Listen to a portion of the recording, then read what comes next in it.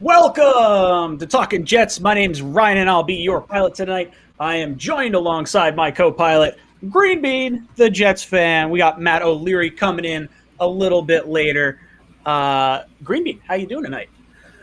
Man, I'm funky fresh, Ryan. That's the best thing I can say. Funky fresh. How are you tonight? I'm not doing too bad. I'm hanging in there, just trying to wrap my head around everything that happened this weekend and trying not to hate life and find some positives in the Jet game that felt like there weren't a lot. It did feel like that. It was really hard. Like my whole plight in life is trying to consciously find the positives. I do it. That's like part of my active working life brain thought process. And it wasn't easy this time because it didn't look good, man. But I will say there are some. So I'm sure we'll get into them, but I don't feel as bad today as I did maybe 4:30, 5 o'clock on Sunday. I could say that as well. I feel like it has sunk in a little bit, that it's not quite as awful as we once thought. Now, obviously, there's some bads for sure. Yeah, but we'll get into that. Guys, drop a like on this video if you're just dropping in here.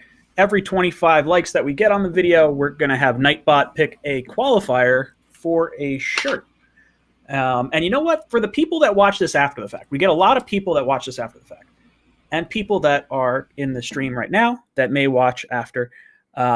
Anyone who comments on the video after it's done as well will be qualified for next week's shirt. So today is going to be inside the stream, and then we're going to be qualifying for next week's shirt as well. So Stephen Engel, you are qualified for tonight's shirt. We're going to pick more, right? See, we're kind of getting the people that aren't live with us. That's right. I think that is super cool. I learn from you. Every time I'm around you, man, I'm learning, and I like that. I'm a man of the people. Indeed. The people. What? Absolutely, man. You're the best. Liam Riordan, you've been qualified as well. All right, so we got our 2 qualifiers for right now. And for every 25, we'll get some more. Now let's jump into our thoughts. We're going to talk a little Jets Panthers. So I want to get your thoughts first and foremost on your overall feel for the game. What were your positive takeaways? What were your negative takeaways? The flow of the game? Just let it all out, and we'll kind of chip away at things as we come across stuff. Yeah. All right. Well, let me say this. My overarching thought for the game was that the Jets are not ready to be in this game. They don't look prepared. They looked, honestly, there were players to me that didn't look like they were 100% there. Mekhi Becton was one of them. For the first chunk of time, I thought Michael Carter looked a little bit off to me. And they definitely didn't have complete absorption of the schemes that we were playing. Now, the offensive line is where a lot of my frustration centered, and the defensive line to a lesser degree. But the offensive line to me was far and away the worst unit on the field. And I need to stop you for a second. I saw Stephen Engel say, "Hey, you got to pick someone else." So I had Nightbot go take someone else. I picked Liam again, and then I tried it again. It says I won the shirt. Hey, man, I never got mine last week, so it's all good. Oh, yeah, no, sorry. I gotta. No, that's all right. Let me just say. Can I subscribe to myself? I guess because I've commented in the chat. I don't know how this works. Did it say you're not a subscriber? Like it did it? It says I'm not a subscriber. I'm not subscribed to my own channel. Oh, that's just silliness. I don't think you can subscribe to your own channel. I don't think that's hard. I think you can. I think you can. I mean, for other accounts, you probably can. All right, there's someone that we have. Let's see, Edison. Nice. Edison will distribute. That's a crazy name, but you're qualified. All right, Greenwood. Sorry, I didn't mean to distract you. Go on. That's all right. That's all right. Listen, man, I'll be honest. Whenever you do stop me, I think it's because of something sucks on my end. Like, Greenwood, I have to stop you. Nobody can hear you. So as long as that's not what it is, I don't really care. I'm good. I'm fine, man.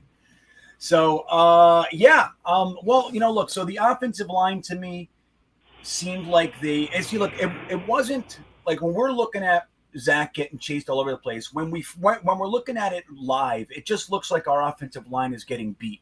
But when you watch it again and look at things, it's not that guys didn't get beat because they did. But what I really saw was a much larger problem was they were missing assignments all over the place. There were numerous occasions where the guard and center blocked the same guy while another guy ran free. There were times when the tackle went inside and he should have went out. There was so much of that going on. And it leads me to believe that they did not know their assignments. They did not fully comprehend the scheme or what they were supposed to be doing. Now, when you look at the Jets coach's decision just prior to the game, Ryan, where they took Mekhi Becton, who has not been playing for 10 days or 12 days or whatever it was. They had George Fant at left tackle and Morgan Moses at right tackle. Right before the game, they decided to put Mekhi Becton at left tackle and take Fant and put him at left tackle. So what you've done there, instead of just keeping Moses at right until everybody settles down, you've now created two positions where the guy has not been playing that position. So there was a lot of that stuff going on. And in truth, man, it was very frustrating to watch. I thought they did improve in the second half, but I think really what happened in the second half in many respects was that Zach Wilson just figured out, he just started to understand he's going to get chased and he wasn't surprised anymore. But I think this is one of those things where it's not like we suck. It's like we weren't ready in many ways to play an actual NFL football game. So I look at that as coaching and something that will improve. So it's not a doom and gloom for me. I don't want to fire anybody, but that's what it looked like to me. Yeah, I think that's a good way to put it. I think we had the rookie head coach, you had the rookie offensive coordinator, you have the rookie quarterback, and then you have, 9 or 10 rookies starting across the entire board, or guys that hadn't played before in an NFL game. And I think you could tell that. I mean, it felt like there was nerves and guys dropping balls. Elijah Moore dropped 2 passes. Guys that are normally sure-handed were not as focused, I think is a good term. And I agree. Yeah. I think there was assignments that were missed on the offensive line. It didn't feel like it felt like we got outmanned because of the results, like the sacks and everything like that. But, really sitting down and looking at it, it looked like it was all stunts and guys just not understanding how to pick up those maneuvers. The DN kicking into the inside and just switching off guys. And I think heads up, they're probably doing all right. But yeah, I think the running backs were missing blitz pickup assignments, and totally that was causing issues. Guys just running free at Zach Wilson, and you just can't have that. Especially I want to say he was hit 9 times, sacked another 6 times, and realistically, it could have been 10 sacks. Zach escaped some really, really big time hits, and you don't want to have that happen. We saw what happened to Carr down in Houston. When he got shell-shocked, and even more recently with Sam just getting blasted all the time, he started getting happy feet and seeing ghosts. Yeah. So overall, I was disappointed with the way we looked coming out of the gate because I was so encouraged by even just preseason. I know preseason is nothing crazy. I'm not expecting to see Zach Wilson really going off the way he did against the Green Bay backups. But I was expecting the offensive line, especially with Elijah Vera Tucker in there, to start pounding the rock more and open up some lanes, and to get 2.6 yards a carry. That's just not cutting it. The amount of resources that we've devoted to this offensive line since Joe Douglas has gotten here. I mean, you pay $10 million for Khalil. That was 3 years ago now. But then you invest the 11th overall pick in Becton. You pay a ton of money to Fant. You get Alex Lewis, Greg Van Roten, Connor McGovern. Then you trade up, give up 2 third-round picks to get Elijah Vera Tucker. You get Morgan Moses.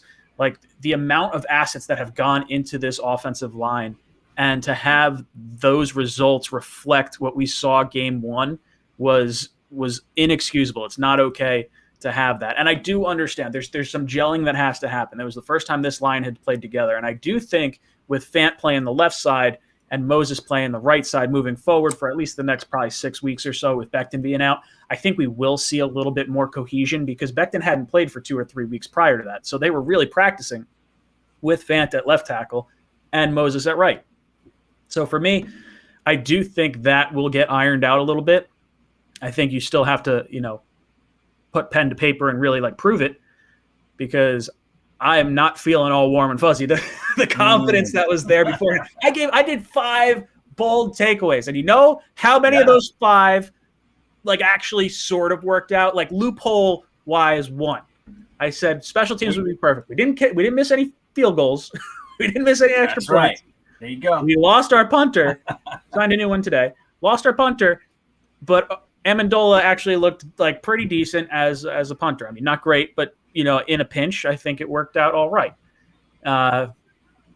So that was my only one. We didn't get 5 yards of carry. We didn't get 5 sacks. We didn't get Zach Wilson outperforming Sam Darnold. That being said, though, I'll be honest. I think Zach Wilson, if you put him on the Panthers and you put Sam Darnold on the Jets, I think this is a completely different kind of game. You wind up getting like, I don't think what I saw from Sam, like, yes, the long pass to Robbie was a big time touchdown, and I really didn't want to see it. But I think by and large, I liked what I got out of Wilson, and I think the drops that his receivers had and the throws he threw were more impressive than what happened with Sam Darnold, because a lot of that yardage, you're talking like 90 yards from McCaffrey within the first 3 yards of the line of scrimmage. I think if they don't have McCaffrey, this game is an entirely different beast. Yeah. And I was on with Michael Nania yesterday, and he was telling me about how Sam was pressured 33 times while getting the ball out, one of the fastest of all quarterbacks that played week 1. So it wasn't just that we didn't get to see the sacks or that we weren't getting pressure on Sam. We were getting some pressure on him. He was just getting the ball out so damn fast that you can't even have the edge rushers get to him. And I think that, to me, is an upside that I wasn't really expecting when I was watching the game live. Yeah.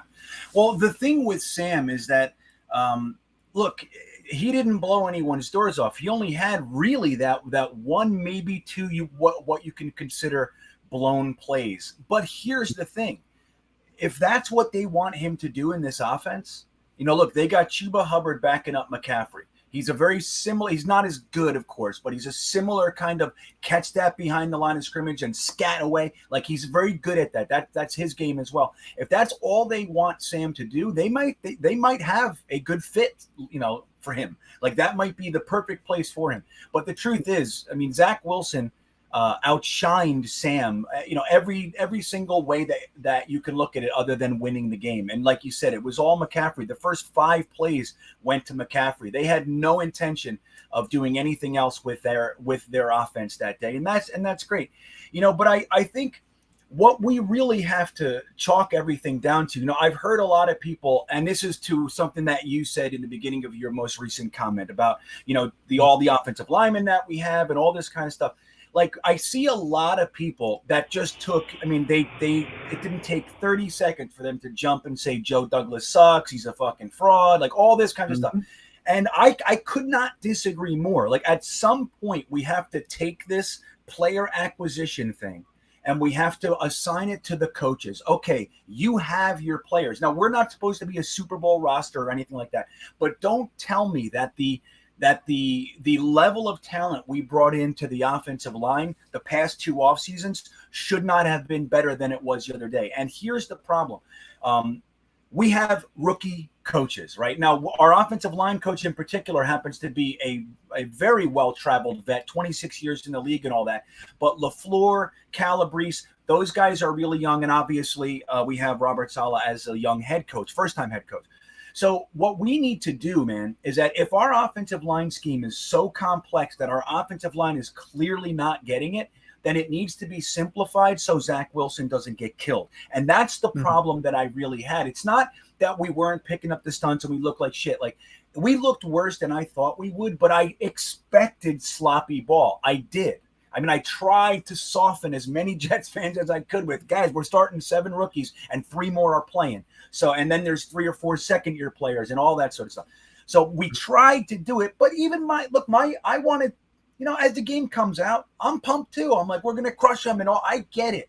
But we did expect sloppy football, and that's what we got. I just didn't think it would be so sloppy. And there's lots of reasons for that, but I think, number one, our coaching staff needs to go, okay, it's not working today.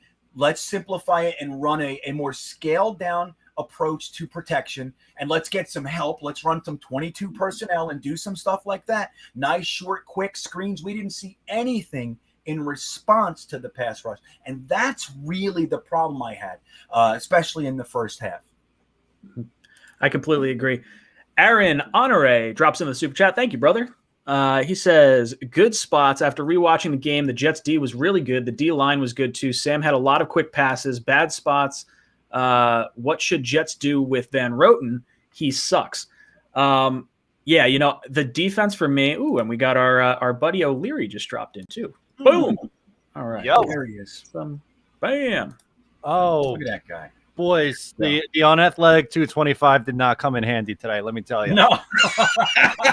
For those of you that don't know, Matt was helping his buddy move, and it seemed like maybe Matt's a little tired. I had to jump in the shower, boys. I was sweating bullets. It was it was a little rough, but we're done. We banged it out in like 2.5 hours. I love it. So we were just talking, getting to Aaron's super chat. He says, good spots. After rewatching the game, the Jets D was really good and D-line was good too. Sam had a lot of quick passes. Bad spots. What should the Jets do with Van Roten? He sucks. So I will admit, the defensive line for me, I was really frustrated. And that comes in two aspects. It's we didn't get the pass rush getting to Sam. We didn't get the run defense stopping McCaffrey. So that's where the frustration comes in. Now, that being said, Sam released the ball like one of the fastest in the NFL this week, and that was by design. Don't allow him to get the pressure on him, because that's when he starts making mistakes. And I have to give credit to the Carolina Panthers for realizing that. And I think part of the lead up to this game, you didn't see him play much in preseason. He played that third preseason game, I think, and then maybe like a series in the second game. And then even to start the game, it felt like they were kind of shielding Sam. It was like, let's not put him in a position where he's trying to save us, I guess. Like, we have Christian McCaffrey. Let's lean on Christian McCaffrey. And it was working. So it was interesting from that perspective. Bad spots, Van Roten. I don't know what you can do to fix Van Roten. I think you're kind of stuck with him for this season. I don't think there's any guards that are out on the market right now that you look at and say, like, okay, let's trade something for them or sign them. I've heard people say, hey, let's push Becton to guard because he's too slow on the outside, and that's just friggin' hooey. That's not happening. We're not doing that. We're keeping the line the way it is. I will say this. I think Fant on the left side, Morgan Moses on the right side, we're going to see a little more cohesion right now because of the lead up to game one. Like, Becton was not practicing, and they were actually practicing with Fant and Moses. So I think the cohesion's a little bit more there. Matt, I'll throw it to you. What did you think about the Jets D-line and the Sam quick passes and Van Roten? Okay. So I thought the defensive line outside of John Franklin Myers was very underwhelming. I know some of the PFF grades came back in and they said Quinnen did okay, which I don't remember seeing Quinnen Williams. Like, I'm assuming he played, but I don't remember seeing him out there. As far as like Van Roten, yeah, he's bad, but the entire offensive line was brutally bad. I don't think it's necessarily fair to put it on one guy. I thought George Fant was also really, really bad, and he was right next to him, and it didn't help that McGovern was missing assignments, and a rookie AVT struggled, and then Mekhi was up and down even when he was in. But I think that's going to be a work in progress. I'm not necessarily going to write off the offensive line for the entire year after one game, but definitely concerned about it. And I mean, yeah, Sam did throw the ball quick. I think that was the game plan, because if the Jets were able to get the pass rush home, then they'd have success. But I mean, we saw what happens when, balls come out pretty quick against them. Yeah, 100%. Green Bean, what did you think about the good, the bad, and the ugly that Aaron here is talking about? Well, I think it's really easy to take one guy and say that guy sucks. But like I said, I've now watched the game. For some reason, I can't find the all 22 this year. I don't know what's going on with that. I'm muted. I wonder, is it a Wednesday thing or is it a Tuesday thing they usually drop it on? I thought it was the all 22 was a few days. Yeah, I'll keep looking. I assure you, I'll be looking every single day until the next day. But like what I saw again, it was like I said, it's really easy to take someone and go, this guy sucks. But what I saw was a whole bunch of guys out of place, missing assignments, unable to pick up simple stunts, leaving guys unblocked, all that sort of stuff. So when that's happening, everything kind of crumbles from that point. Like you saw that play where AVT, everybody saw it, right? Where the linebacker ran in, Berrios was coming in on a cut block, and he just crushed AVT and all. Like that's the kind of stuff that happens when you're unsure about where you're going, trying to adjust, all that kind of shit. So I'm not really looking at anybody. I saw numerous plays where McGovern was literally leaving his guy to try to catch a guy running in a spot because the guards on both sides missed assignments. There was all kinds of stuff going on. And I'm not taking the heat off of anybody, but what I'm saying is I'm not so focused on one player here or there. I'm looking at the coaching staff. That's my issue. And this is one of those things where when we talk about having a rookie offensive coordinator and a rookie head coach, people just want to sweep that to the side and not understand that, dude, it's going to be difficult, especially when you add 7 rookies, 3 second-year players, and that's who's starting. And then you have more rookies and undrafted free agents sprinkled in the mix for flavor. You got all that kind of stuff going on.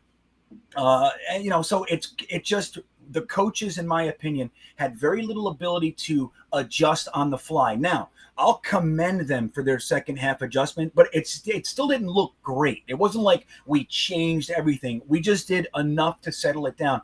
But the Panthers were able to protect Sam Darnold, knowing he'd be shaky in his first game back going against the Jets, and he was. The first 2 plays, you can see it. He had a couple little hops with his feet, some hesitation with his throw, and we needed to capitalize on that. But they did a good job protecting him.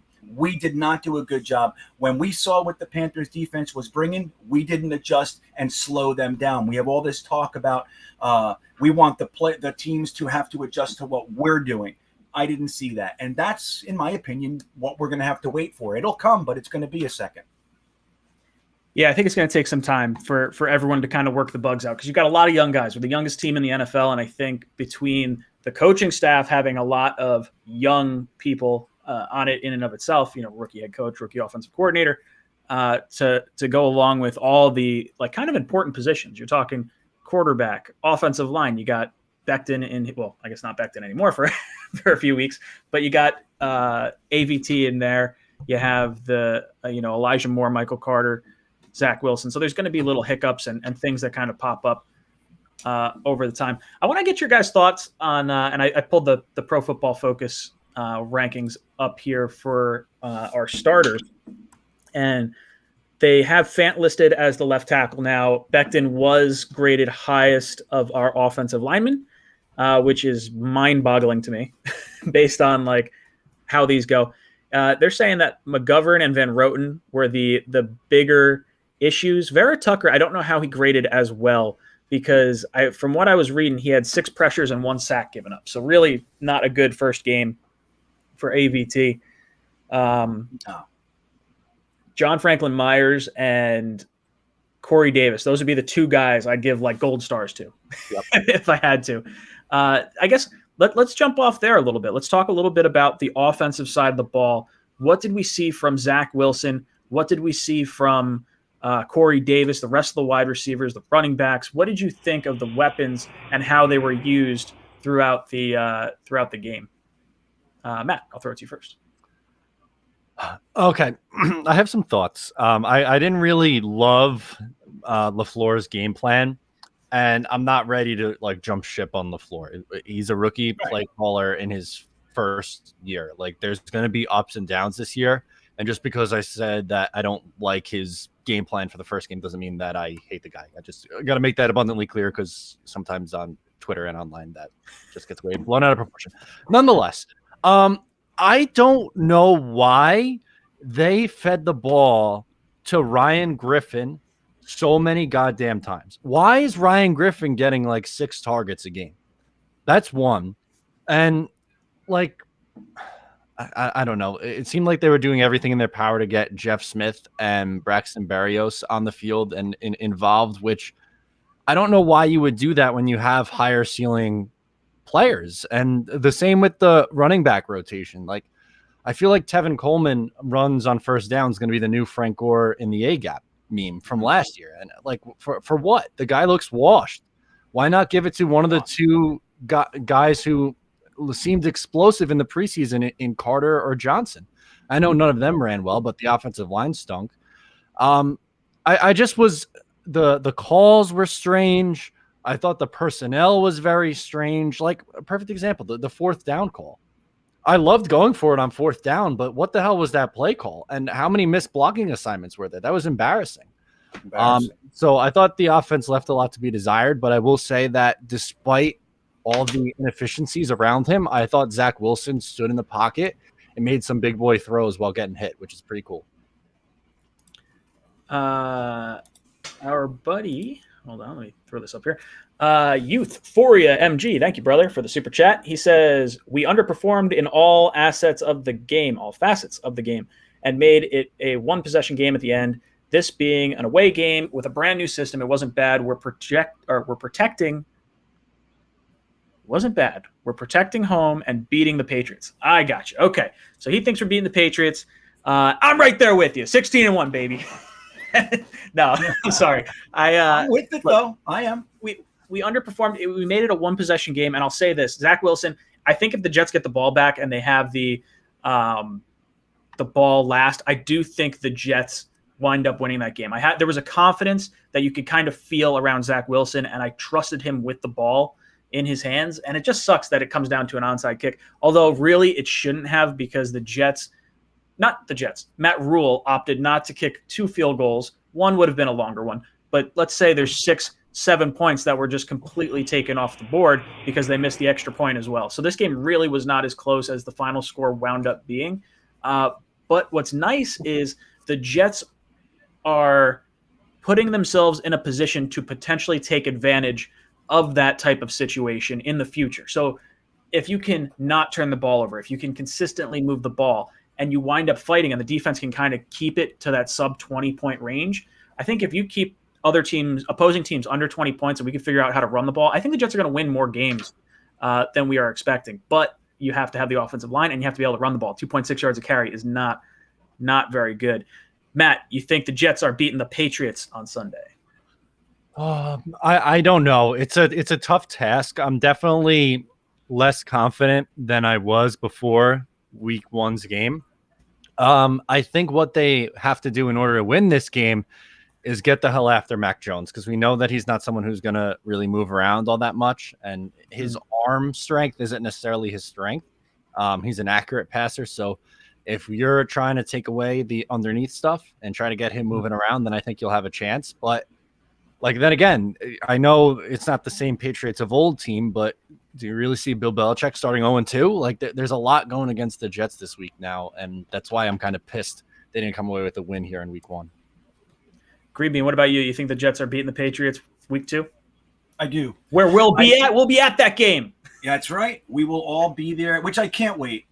By the way, I was doing a little bit of preliminary planning today, as far as like what cameras and what I can bring in the stadium and all that kind of shit. And I just couldn't be more excited to see you guys. I mean that so sincerely.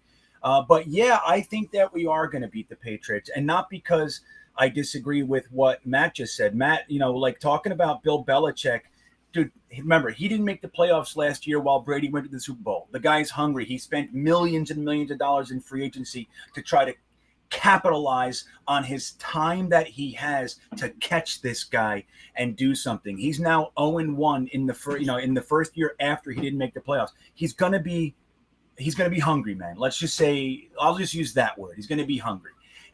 But the good news is I think that what we showed yesterday or this weekend was not representative of what we are. I think it was just our first game with a young team, and I think it's all going to settle down, and we're going to be able to take care of it. I think that I look, man, they did a good job protecting Mac Jones and kind of giving an offense that he could, slowly develop in. So I'm hoping that we're able to exploit that a little bit more. But yeah, I think we're winning this game. Guys, if you want to hit the like button, every 25 likes that we get on this video, we're going to pick a qualifier to win a shirt. And if you are watching this after the stream, if you leave a comment on the video down below, you'll be entered to win a shirt next week. So that way you get a little bit of, an opportunity if you're not hanging out with us live. Nightbot has selected Derek Wyatt as our qualifier. So we get to that.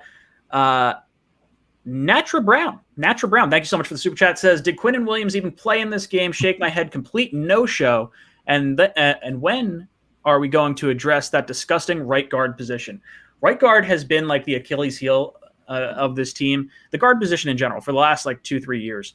And I don't think there's any way we're going to be able to address it this year right now. I think it's just going to be roll with the pieces you got, try to keep an extra tight end, an extra tackle if you want to bring out, well, I guess you can't bring out Fant now because Becton's out. Keep a running back in there to chip. But I think we're kind of stuck with Van Roten at this point. And then you just have to address it next year, whether it be in the draft or free agency. Quinnen Williams, apparently Quinnen Williams had like 6 pressures and, I didn't realize that. Nania was the one that was telling me that. And I was like, oh man, that's better than I would have thought. I mean, it really felt like a no-show of a game. I watched him tackle, or I think it was the running back from behind once. And that was about like the extent that I saw. But I guess Green Bean, what did you think of Quinnen Williams? And what do you think a possible solution could be for us at right guard? This is where I have a departure with the new trend of PFF and stats guys kind of ruling the day. It's all great, but I watched the game 3 times. I saw Quinnen Williams do 2 clicks above nothing in that game. And now if you call a pressure the fact that he moved the lineman back a step, okay, maybe that's a pressure. But Quinnen Williams was about as influential to the end, the outcome of this game as I was, in my opinion. Now, I did see him limping a little bit, so I don't know. He just looked to be favoring one leg over the other. I don't know what that is. And I'm not somebody called me and said Quinnen Williams a bust. We're a funny fan base. And it's like, I don't think Saleh sucks. I don't think Joe Douglas is a terrible GM. And I don't think Quinnen Williams is a bust. But I don't think he did very much in this game. And look, that's disappointing. I thought we had a real opportunity here. But again, we saw an offensive mind protect his weaknesses significantly better than we protected ours. And even if they weren't perceived weaknesses in the, going into the game, before the end of the first quarter, we knew where we were deficient. We knew where we were having trouble. And I didn't see one iota of correction to adapt and kind of slow that down. And one of the things that I saw Matt Rule do was protect his offensive line with what you were talking about earlier, Ryan, with those quick dump offs. Sam had, I didn't know that stat till you said it, but he had the quickest release in the league or some shit like that. You just said. I don't know if it was the quickest, but it was like, right. I think it was top 5 or something. Nania had a tweet about it, I think. I'll see if I can find it. And that's to protect the hodgepodge Scotch tape offensive line that he put in front of a quarterback who was the 32nd ranked quarterback in the NFL last year. That's how you do it, man. That's how you do it. Now, just like Matt said, I'm not throwing LaFleur out. I knew that. You look at LaFleur, look at that little baby cute face that he has. Did you think that he wasn't going to take a second to get in here and be able to get things going? I just didn't think it would be that bad. But I have the utmost faith that they're going to sit down, they're going to look at it, we're going to correct it, and we're going to kick the shit out of the Patriots. Matt, what did you think about Quinnen Williams, and how do we fix the right guard position? Quinnen was bad, despite what PFF is telling you in this instance. But that does, like Green Bean said, that does not mean he's a bust. That does not mean he's mailed it in or anything like that. He had a bad game. Like, this stuff happens. You're allowed to be frustrated about it and like rational at the same time. And right guard, right now, no, you're not going to find the right guard replacement. Guys, we'll be right back. We're going to step aside to have a quick commercial break from BetQL. Want to get an advantage over your sportsbook? You need to download BetQL, the only app you'll need to make smart bets. Their Best Bets computer model scans over 350,000 unique bets per year to give you the best bet recommendation for every game across all major sports and gives you the reasoning behind why you should place the bet. Their model covers everything from spreads, over-unders, and player prop bets. Don't want to use the model and prefer to do your own research? BetQL has all the necessary tools for your research needs. There's sharp data so you can see who the pros are backing, line movement so you can jump on betting opportunities in real time, team summaries highlighting previous success against the spread and over-under, and team lineup breaking news and injury status updates. Plus, you can save all your picks in one place to track your success and winning streaks, as well as view your rank on their leaderboards. Head to the App Store or Google Play Store now to download BetQL. You can also head to try.betql.co/JetsTalk to get started now. Enter discount code JetsTalk at payment checkout for 25% off any of their subscription offerings. You can find all this information in the description of this video. Make sure to check out their BetMGM offer in the description in order to receive a free year of BetQL. Also, check out their sportsbook offers page if you live in any of the eligible states to claim free offers upon signing up for one of the many sportsbooks listed. Don't miss out on your chance to beat your sportsbook this football season. All right. Radams Prime, thank you so much for becoming the newest member of the Jets Talk 24/7 channel. Boys and girls, drop some JETS in the chat for our newest member, Mr. Prime. Thank you so much, dude. Brandon Fay dropped in with a super chat. Says, my favorite kick returner ever was Justin Miller. Our best one was Joe McKnight. And why can't I show the entire comment? Sorry. Best one was Joe McKnight. My favorite athlete of all time is Chad Pennington, says Brandon Frey. Favorite athlete of all time? I love Chad Pennington. Justin Miller. Ooh, I kind of like Chad Morton. Chad Morton was a really cool returner for us back in the day. That would be my favorite kick returner, I guess. Matt, who would you say your favorite athlete is, and who's your favorite kick returner? Oh, boy. I would say it's going to be a tie between Brad Smith and Leon Washington. I don't know if I can pick between either of those two. Favorite athlete of all time is, I know not a football player, but Mike Piazza. He was like a superhero to me growing up in the early 2000s and late 90s. For football,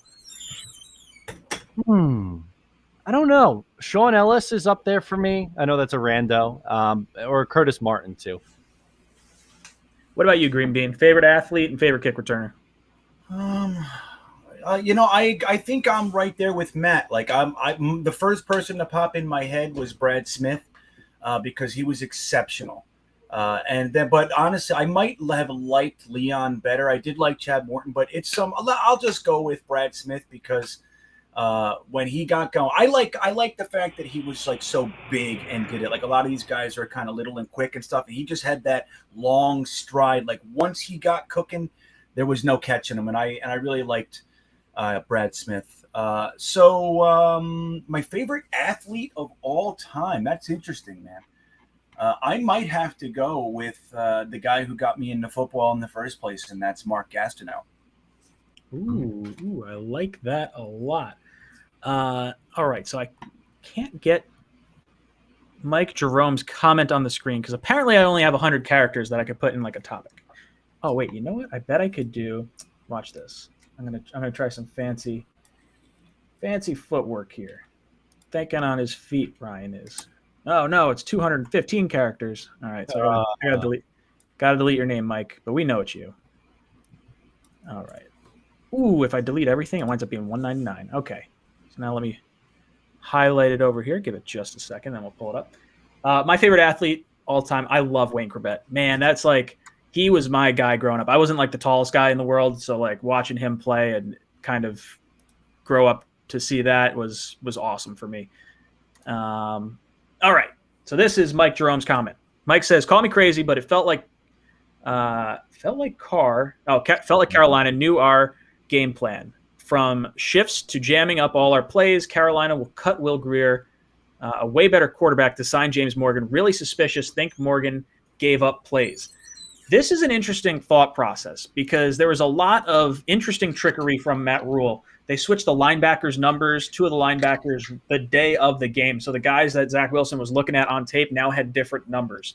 And the whole James Morgan signing was also a very interesting aspect to this leading up to the game because clearly, he had some inside knowledge of what the Jets were planning to do with their offense overall. They may not have been game planning specifically for Carolina at the point he was with the Jets, but I think, there's probably some tips and insight that you could say, like maybe he knows the Jets are bad at stunts. I mean, you would think any good defensive coordinator would be able to look at, the Jets the last year or so and be able to diagnose that themselves, but who knows? Matt, I'll throw it to you first. Do you think there's anything that Carolina knew? Like, did James Morgan really tip them off about us? And then what did you think about the linebackers switching numbers? The linebacker switching numbers was pretty good gamesmanship from Matt Rule. I'm going to tip my cap to that one. That's 𝐉𝐄𝐄𝐚. There's really, I don't think there's enough like from James Moore. Like, what's he going to tell him? I don't know. They're going to change all their like the cadences and what they call everything each week and stuff like that anyway. So I don't think James Morgan being signed by the Carolina Panthers was the difference in this game. Green Bean, what about you? You think what do you think of the linebackers changing numbers, and what do you think about the possibility that James Morgan was tipping our hand? All right. Well, I have to disagree with my feathered friend Matt O'Leary. I think that 𝐉𝐄𝐄𝐚 that's a guy who's got caught cheating on 3 occasions, like really like caught actually cheating. So I don't think that aligning yourself with those types of mentalities is sportsmanship. I think it's the opposite. Now, the NFL allows it, so it is what it is. But that kind of stuff always bothered me. I do credit guys that find, advantages and everything, but I think it's kind of shady. That's just how I see it. It's kind of like, okay, man, you're playing a first-time head coach, 7 rookies and all that sort of stuff, and you're switching numbers and all. Like, well, I don't know. It's just, to me, it's like I hope karma comes back and bites you right underneath your taint. Like, that's how I hope the Saints stomp their face in, and I hope somebody does it to him. That kind of stuff. But at the end of the day, like Salah said, look, we still, whoever that guy is running in, we got to block him. You know what I mean? It doesn't matter if it's number 1 or number 99. It doesn't matter. But to me, it just rubs me wrong. Now, the thing with Morgan is interesting because, like Matt said, there's a cap to what the guy can tell you. Now, the interesting thing is Matt LaFleur, some people said, and now I didn't get confirmation on this or anything, but Matt LaFleur was yelling out the plays and stuff like that without covering his mouth and all that kind of stuff. So if that was in fact the case, that he's yelling plays from the sideline and Matt Rule knows our vernacular, knows what things means, knows our terminology, then absolutely you can get an advantage. But that's the kind of stuff, hey, look, we're all in the same room, dude. You got to figure out ways that we can't hear you. If I hear the play, I'm going to do it. So I think there may have been some advantages there. I don't think it's enough to qualify our entire our performance on it, to base our whole performance on it. But I do think that it did seem like we could do absolutely nothing. And my hope is that they did know, so we can go in moving forward and have a little bit more ability to get things going. But yeah, I don't like that stuff. To me, it's just like, okay, let's just walk in the room and play. That's how I see it. For sure. I do like it when it works out in the Jets' favor, like with Rex running up the sideline or telling the refs beforehand, like, oh, they're going to cover the center on the field goal kick. We're going to get a second attempt at it. Give us the extra yardage. That was one of my favorite, like, I don't remember sort of sneaky.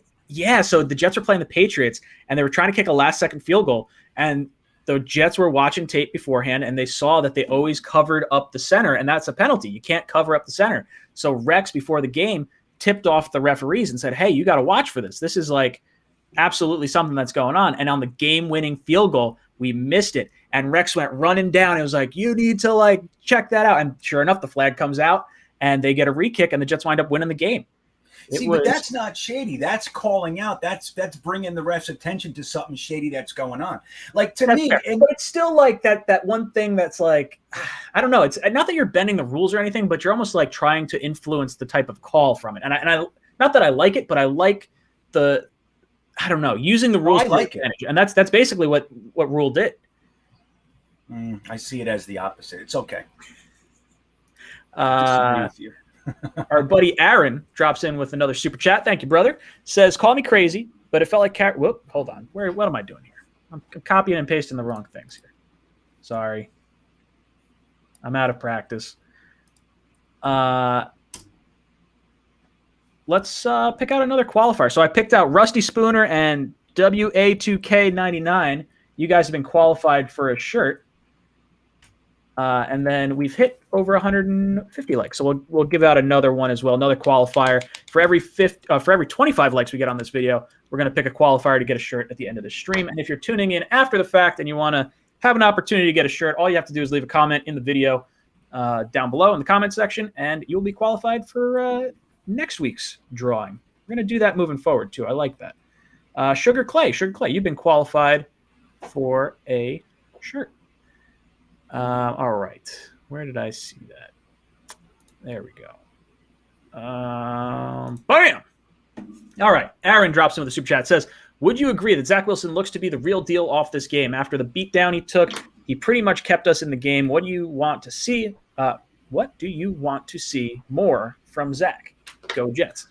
I'll say this. I really liked what we got out of Zach Wilson, and I do feel comfortable right now and confident with the direction that he's headed. I do think that we probably need to, take it with a grain of salt because we don't really know what these teams are. If you had looked at the games last year, week 1, you'd say, wow, Jacksonville's, a great team. They beat the Colts.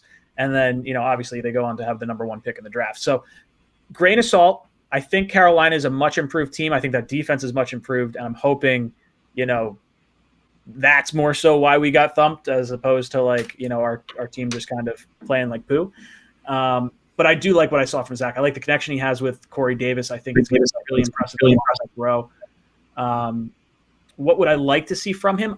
It's not so much from him as much as it's from LaFleur. I want to see more hurry up. I want to see some no huddle because it felt like Zach kind of had the defense on their heels a little bit, and he knew what was going on and what players were on the field and what he might be able to exploit on that next play. Now, maybe that's just me extrapolating what I want him to be able to see, but it felt like he had a little bit of command going through that 2-minute drill at the end of the game.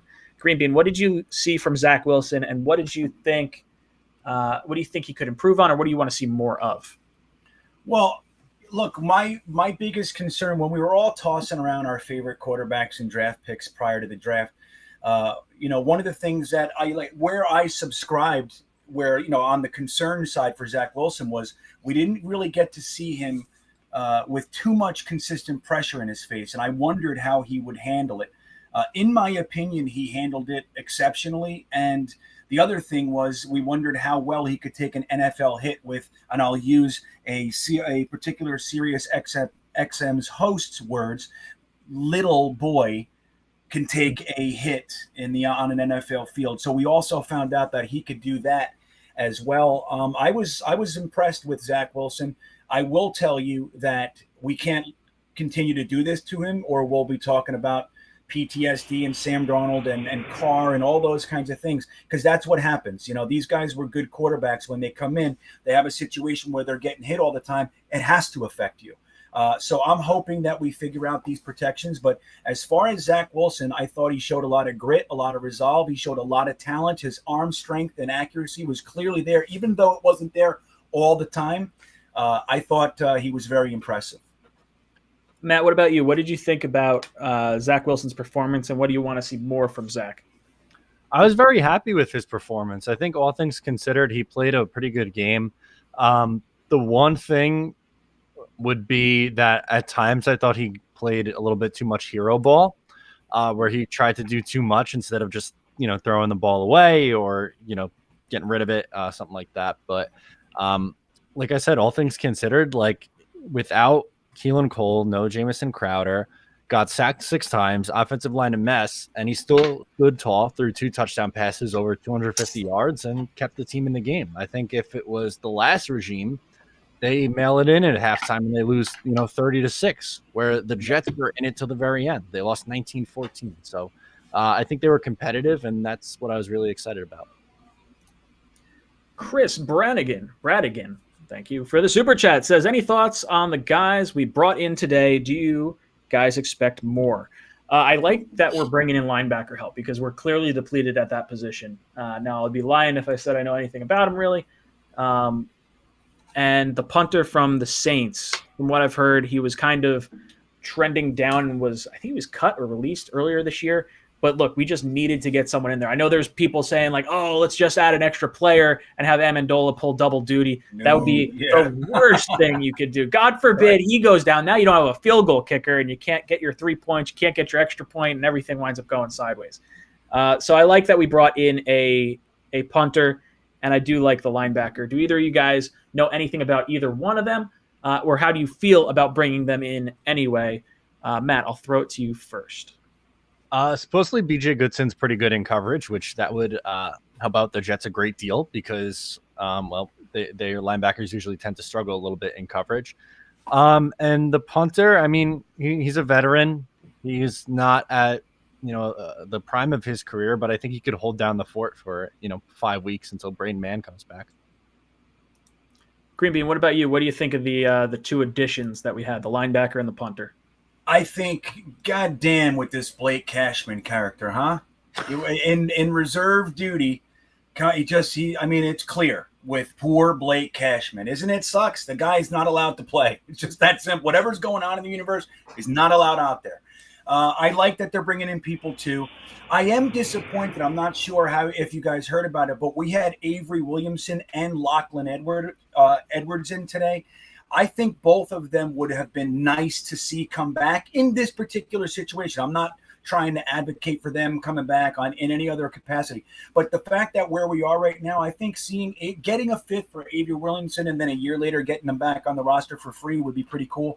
And I always liked Lachlan Edwards. He wasn't the most consistent, but I thought he had a lot of I think he was better than worse on a lot of occasions. So I'm happy we got a punter. I was totally afraid that the Jets might do that, Ryan, like that they would just go, Amendola's great, and then he gets hurt and we don't have either one, So then we have, Elijah Moore kicking field goals or some weird shit like that. So, I'm happy they brought him in. Again, I think I would have preferred seeing Avery and Lachlan Edwards back in the house, but who knows? Maybe these guys will get hurt next week and we can revisit this again next week. I got to show you something that I pulled up from Nania's Twitter feed, and it makes me smile. So he shows Quinnen Williams tied for 6th among interior defensive linemen with 4 pressures this week, despite playing only 24 pass rush snaps, which ranked 43rd. And then the guy down below has a circled picture of Quinnen Williams one-on-one when Sam's getting eaten alive, and he's just stuck at the line of scrimmage. That just kind of made me chuckle. So I had to share that with you guys.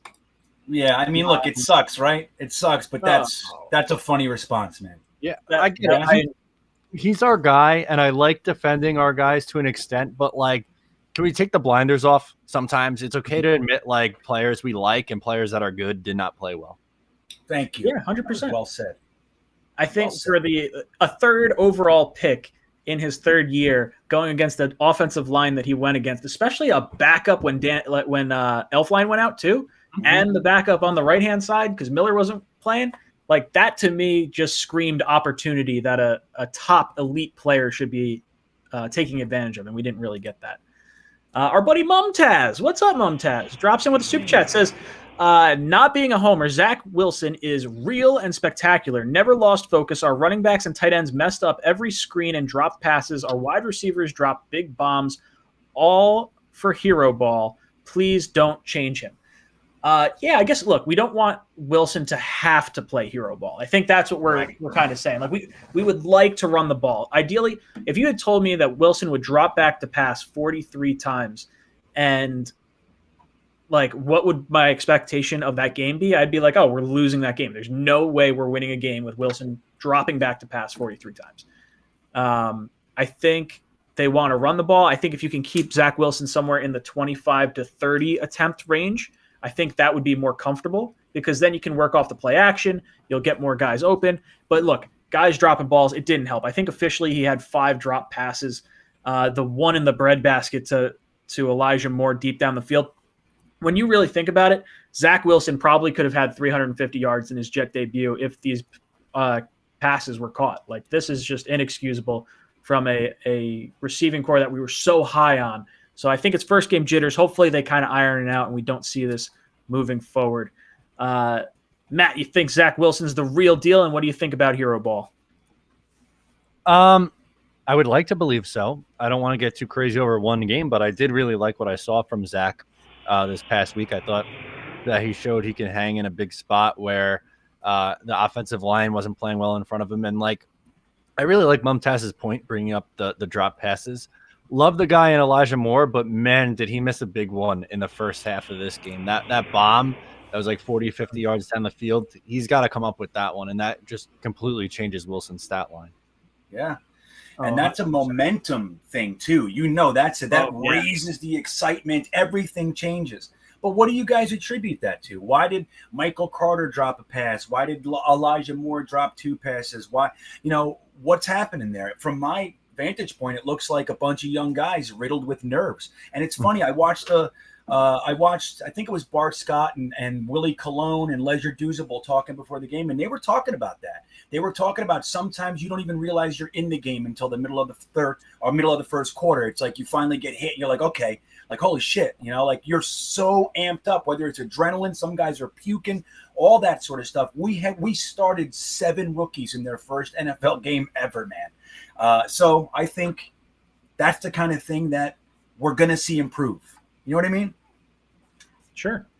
Aaron drops in another super chat, says, been a Jets fan since 97 in Brooklyn. I was 7 years old. I live in Cali now. No Jets fans here. Thank you for making me feel at home. Go Jets. Aaron, you are always welcome in the Talkin' Jets family, and we have a great community of Jet YouTubers across the board, even guys that are not on here with us. So we have a very strong presence, and it means a lot that you're hanging out with us. Of course. I saw our buddy Steve. Yep. See it. Bam. Sack exchange. What's good, dude? He says the 3 wise men. Let's go. Pumped for Sunday. Dude, I can't wait. I'm all sorts of amped up. Dude, we're going to be rolling deep. We got so many people coming to this game. We got the 3 of us, and then you have Sack Exchange. Blue, it's going to be there. I'm sure we're going to run into a ton of people. If you guys see us roaming around the parking lot, in the stadium, anything like that, definitely feel free to come up and talk to us because that's what we're here for. We're having fun. We're fans just like you guys. Just because we yell into a camera in our rooms doesn't mean we don't like talking to people. I know we're a little isolated, but no, we're looking forward to it. And Sack Exchange is going to be there. It's going to be a lot of fun to get to see him for the first time. Friggle D drops in the super chat, says 2 things. I believe Elijah's dropped bomb early was a much needed big play. Also, look at Zach's red zone accuracy / touch for Sam's lack of both.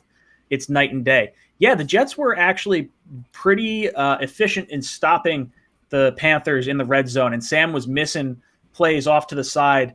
I think it was rolling out to the right, and he overthrew an open wide receiver for a touchdown.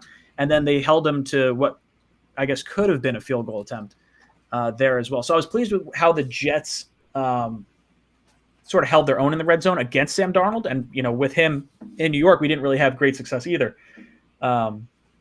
Now, we also didn't have a great success moving the ball, so we didn't get into the red zone too often. But c'est la vie.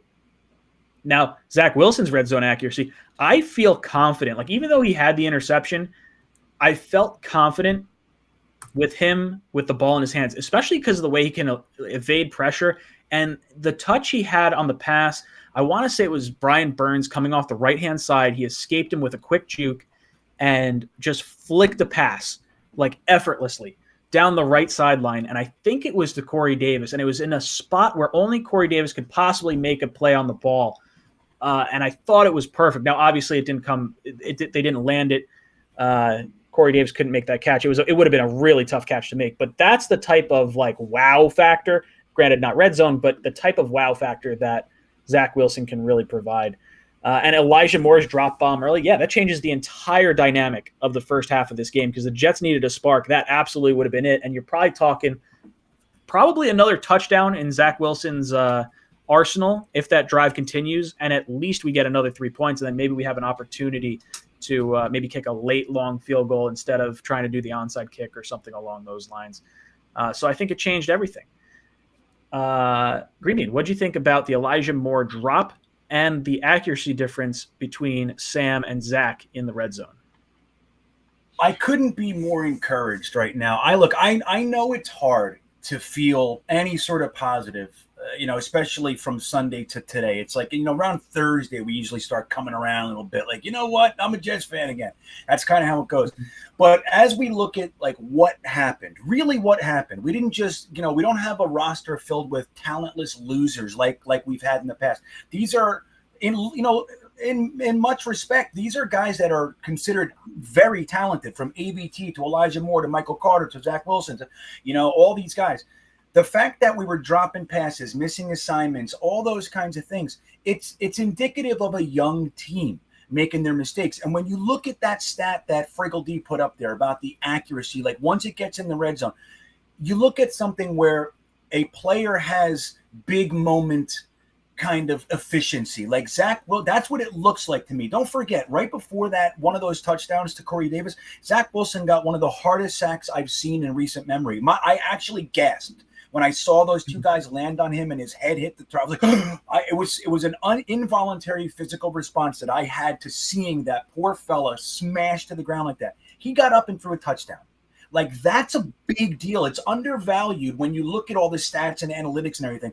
How many guys throw a touchdown immediately following a big sack like that? I'm sure I don't know what I'm talking about. But anyway, I was very happy to see how Zach Wilson responded, and that's a big deal, man. I lost myself. JW, I see you excited. You didn't win. You've been qualified for our T-shirt giveaway at the end of the show. So make sure you hit that like button if you want to try and get qualified. And let's do another thing. This was sent out on Twitter as well. If you retweet the video, you'll also be qualified. So all you got to do is retweet. So head over to Jets Talk 24/7 on Twitter, linked in the description down below, and retweet this stream, and you'll be qualified for a T-shirt giveaway at the end of this stream. I found Matt, let's get to you. Talk to you about Elijah Moore's drop and the Zach Wilson accuracy in the red zone versus Sam's. I found the 2.5 second release thing from Michael Nania, so I'll get into that after your comments here. So with Elijah Moore, I was a little disappointed because that, like I said earlier, that play could have been a game-changing play, and that just gets you off on the right foot. Like, I feel like he was in a funk after that. He had that one play on like the jet sweep, like kind of play where he came across and they tossed it to him, but for -3 yards, like not impactful at all. And then when it comes to Zach Wilson, yeah, I thought he put the ball in good places outside of the interception, which I just don't think he saw the linebacker. Not excusing it, but that's just what happened. I think the ball placement was really good, where Sam missed a couple of throws and they fumbled, and then they had to settle for field goals later on. So I thought Zach Wilson looked more polished, I guess, where Sam had the comfortability of an offensive line in front of him and the best running back in football. Yeah, I feel like if you were to tell me that Zach Wilson was a third-year quarterback or fourth-year quarterback and Sam Darnold was the rookie, and I didn't know anything about football, or maybe not anything about football, but I didn't know either player, I'd be like, oh, yeah, no, that makes sense. Like, Zach looked comfortable, and it looked like he had command of everything. Sam had a really nice stat line at the end, but it just felt like Joe Brady, the offensive coordinator for the Carolina Panthers, knew that Christian McCaffrey was the X factor, and they're like, hey, let's not try to have Sam play hero ball, and let's have our bell cow back really take over and kind of do that game. So Sam is, for me, kind of I don't think we've seen what his finished product is going to be for this year, but I'm really happy with Zach versus the whole Sam Darnold thing. Now here's the tweet from Nania that we saw earlier, and 5 quarterbacks released the ball in under 2.5 seconds on over 62% of their passes in week 1. And Sam Darnold took the most pressure. Darnold was pressured on 33% of those dropbacks. That was 14th highest compared to the other guys. Dalton was 27th, Roethlisberger 29th, Brady 29th, and I guess tied for 29th. And then Herbert was 31st. So, we're trying to find little positives in this kind of stat. I don't, obviously I hope it's it's better in the future. I don't want to see, we got pressure on him, but not ending the the play with the sack is quite frustrating. Or even a touch. Like, what constitutes a pressure these days?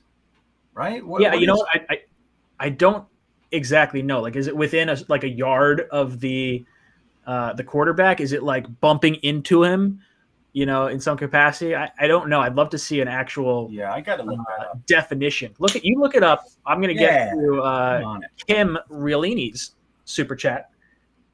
Kim says, there is a chance we are going to beat New England this week.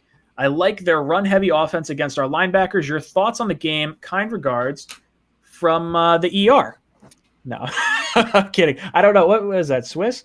What's the white flag there? Yeah, I think that's Swiss, right? Like a Swiss Swiss Army knife. No, don't that have that logo? Green Bean, help us out, man. I feel like you. What? I'm not cultured enough. I can't see. I was looking up pressures. It's a red flag with a white cross. With a white cross. See, the chat's going to be that's anything. Yeah, no, that's Norway, I believe. Really? Chat, let us know. Let us know. Switzerland. You're right. You shouldn't have doubted our See, we could have put. You should see. I would have known it better if you had put some Swiss cheese emojis instead of the like EMS looking Switzerland. Yeah. Norway has a little red, a little blue circling the whiteness. So yeah. I got good job.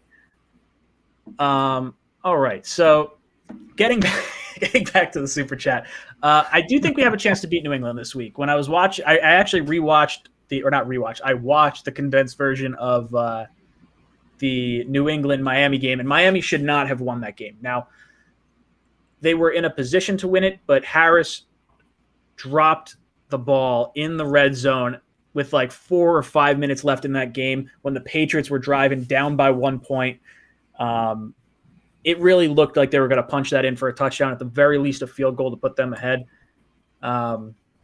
I do like that they're a little more run heavy. I'm not as concerned about the running back out of the backfield catching the ball, but I am concerned with some of these tight ends being covered by our linebackers. I think that's going to be an interesting matchup for us. Their offensive line looks pretty good. There was not a lot of pressure on Mac Jones from what I was watching in that game. So I think there's going to be we'll maybe have a little bit more of a litmus test with our defensive line against, a now Patriot team that's completely different than it was last year and then 2 years ago. Like, everything's different from year to year between all the opt-out players coming back in and the different quarterback.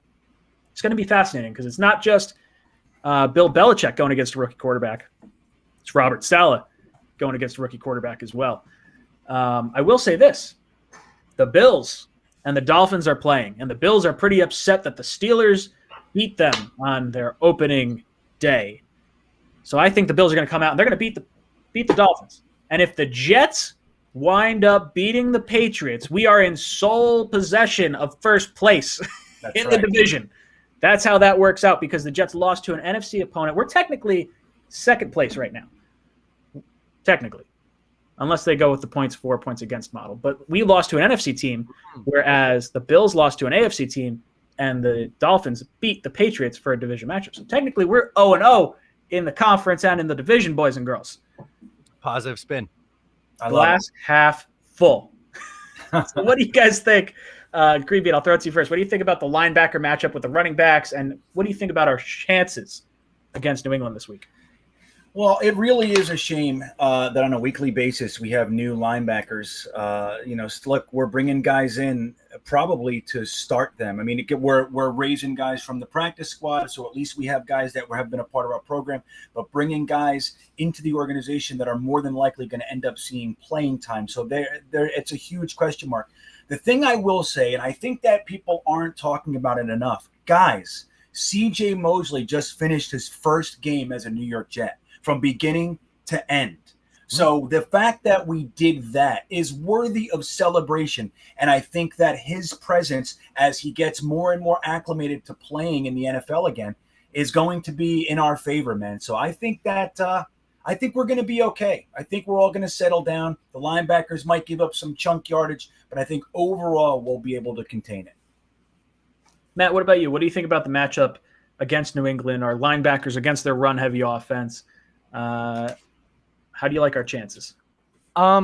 I think the Jets will be okay. I know this is kind of going against what we saw in week 1, but I think the Jets will be okay against teams who like to run the ball. I think they will struggle when teams try to spread them out. And I got to give credit to the corners. I thought they played really well in week 1, but I don't think anyone would say that this is the strength of this Jets team. I think, the big uglies up front is what are the Jets' strength. And ultimately, I think over the course of the 17-game season, you're going to see that start to come back to the mean a little bit. The run defense getting better, while the corners, because they're young, are going to be up and down. So if New England is going to go run heavy, then I would say that it would play in the Jets' favor. I would like that. Guys, if you are just hopping into the stream, drop a like on this video. For every 25 likes that we get, we're going to pick a qualifier for our t-shirt giveaway. If you guys... Actually, I haven't even made the thumbnail for it yet, but myself, Richie, Master at Work, and Ray from DPN are going to go live on Friday night at 9 o'clock. So we're going to need all your help jumping into that stream to really give these Patriot fans some hell. And you know what? For all the members of the channel, I'm going to make some special emojis for that live stream that we could really kind of get after these Patriot YouTubers and really show them who the better fan base is. So, guys, make sure you tune into that. So that way, we have that's going to be Friday. Friday is when we're going live. Going to be interesting. We actually just decided that probably like 2 hours ago. It was like just before we hopped on the stream. Let's see. Carmela says, "Can Michael K call the Jets game too?" Love me some Michael K. He's a good. Sorry, I think he's a good radio host. I don't think he's a good play-by-play guy. Fair enough. You're also a Met fan. Mike Jerome drops in with a super chat. Says JD should have really made a big push for Chandler Jones. Without dominant edge pressure, this D will struggle. Also, Michael Carter 2 looks awesome, like he belongs. Yeah, Michael Carter 2 had himself a nice game. I do want to see these corners get tested against a team that has to throw the ball more. Like the Panthers didn't have to throw much on us. I think they played well for what they had to do, and they got the job, done in that respect. But because we couldn't cover Christian McCaffrey, there was really, no need to go too heavy on the wide receiver side of things for the Panthers. Chandler Jones, hey, look, hindsight, if you projected him to get 5 sacks week 1, it looks like he did not skip a beat. And he's, 31, 32 years old. You're talking probably a first-round pick to get him. I still won't sign off on that because it's going to be a monster contract. But if you could get him for a second and pay him a big deal, I'd probably ink that right now. I think based on what I've seen from this team and what I've seen from Chandler Jones, it looks like he's not done. I could probably feel comfortable with that. Matt, what do you think about Michael Carter II, the secondary? And should JD have pushed for Chandler Jones? Okay. So I'll do this in reverse with MC2 and work our way back. MC2 played really well. I thought he made a really nice play on a ball early on in the game, which was a big play. Without dominant edge. Was that the only other thing? Was it just MC2 and Chandler Jones? I thought there was a third. Yes, thing. It was. Nope. Okay, my bad. With Chandler Jones, I know he had a phenomenal week 1, 5 sacks. Awesome. I don't know if the Jets are in a position to be buying in stock of a player at that age, at this point in their rebuilding process. Greeby, what about you? What do you think about Michael Carter 2? And should Joe Douglas have gone harder after Chandler Jones? Well, to be honest, we don't know if he didn't. You know what I mean? We don't know. Joe Douglas could have offered all sorts of stuff, and the Cardinals said, we don't know. So when Carl Lawson went down, there were loose rumors about all kinds of guys, and Chandler Jones was one of them. But I don't see the Cardinals wanting to get rid of him. You know what I mean? Like I think somebody just said in the comments, they're kind of a win now team, even though they haven't done anything up to this point. They're stocked, and so losing major pieces like an edge rusher, I don't know how willing they'd be to do that. And I agree with Matt. I think, like, guys, this is an evaluation year. I know that we want to win and everything, but the Jets are looking at young guys.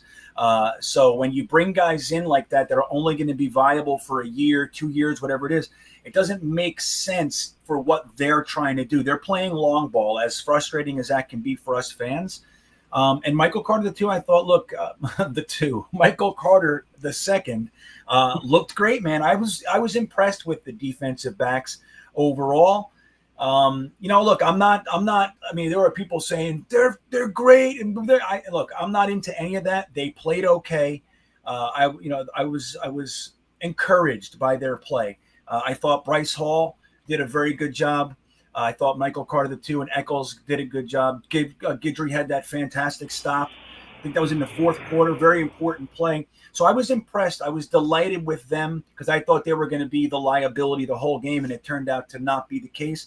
So Michael Carter II has a lot of potential, man. And I like that we're seeing these guys right now. Like, we're going to know by the end of the season whether they're worth developing, whether they're worth keeping, whether they're studs or, whatever. I like that we're seeing it, but we're going to see some losses because of it. And it's going to be frustrating, but I think he's got some real potential. Mumtaz drops in with another super chat, says, agree with Matt, or how our secondary holds up will truly be known when someone is pass heavy and pushes them. Carolina was balanced, but running back was their man. Matt, did you say that? I thought I said that. I said it too. Okay. We all know it. We all know it. That's fair. Thank you, Mumtaz, for the super chat. Let's see. I saw another one in here. R.I.P. Where'd it go? R.I.P. Norm McDonald had to say this. Hero of mine, says Friggle D. Yeah. All right, man. Not what I was trying to do here. Boom. Sorry. All right. Guys, we're going to step aside for just a second for another word from BetQL.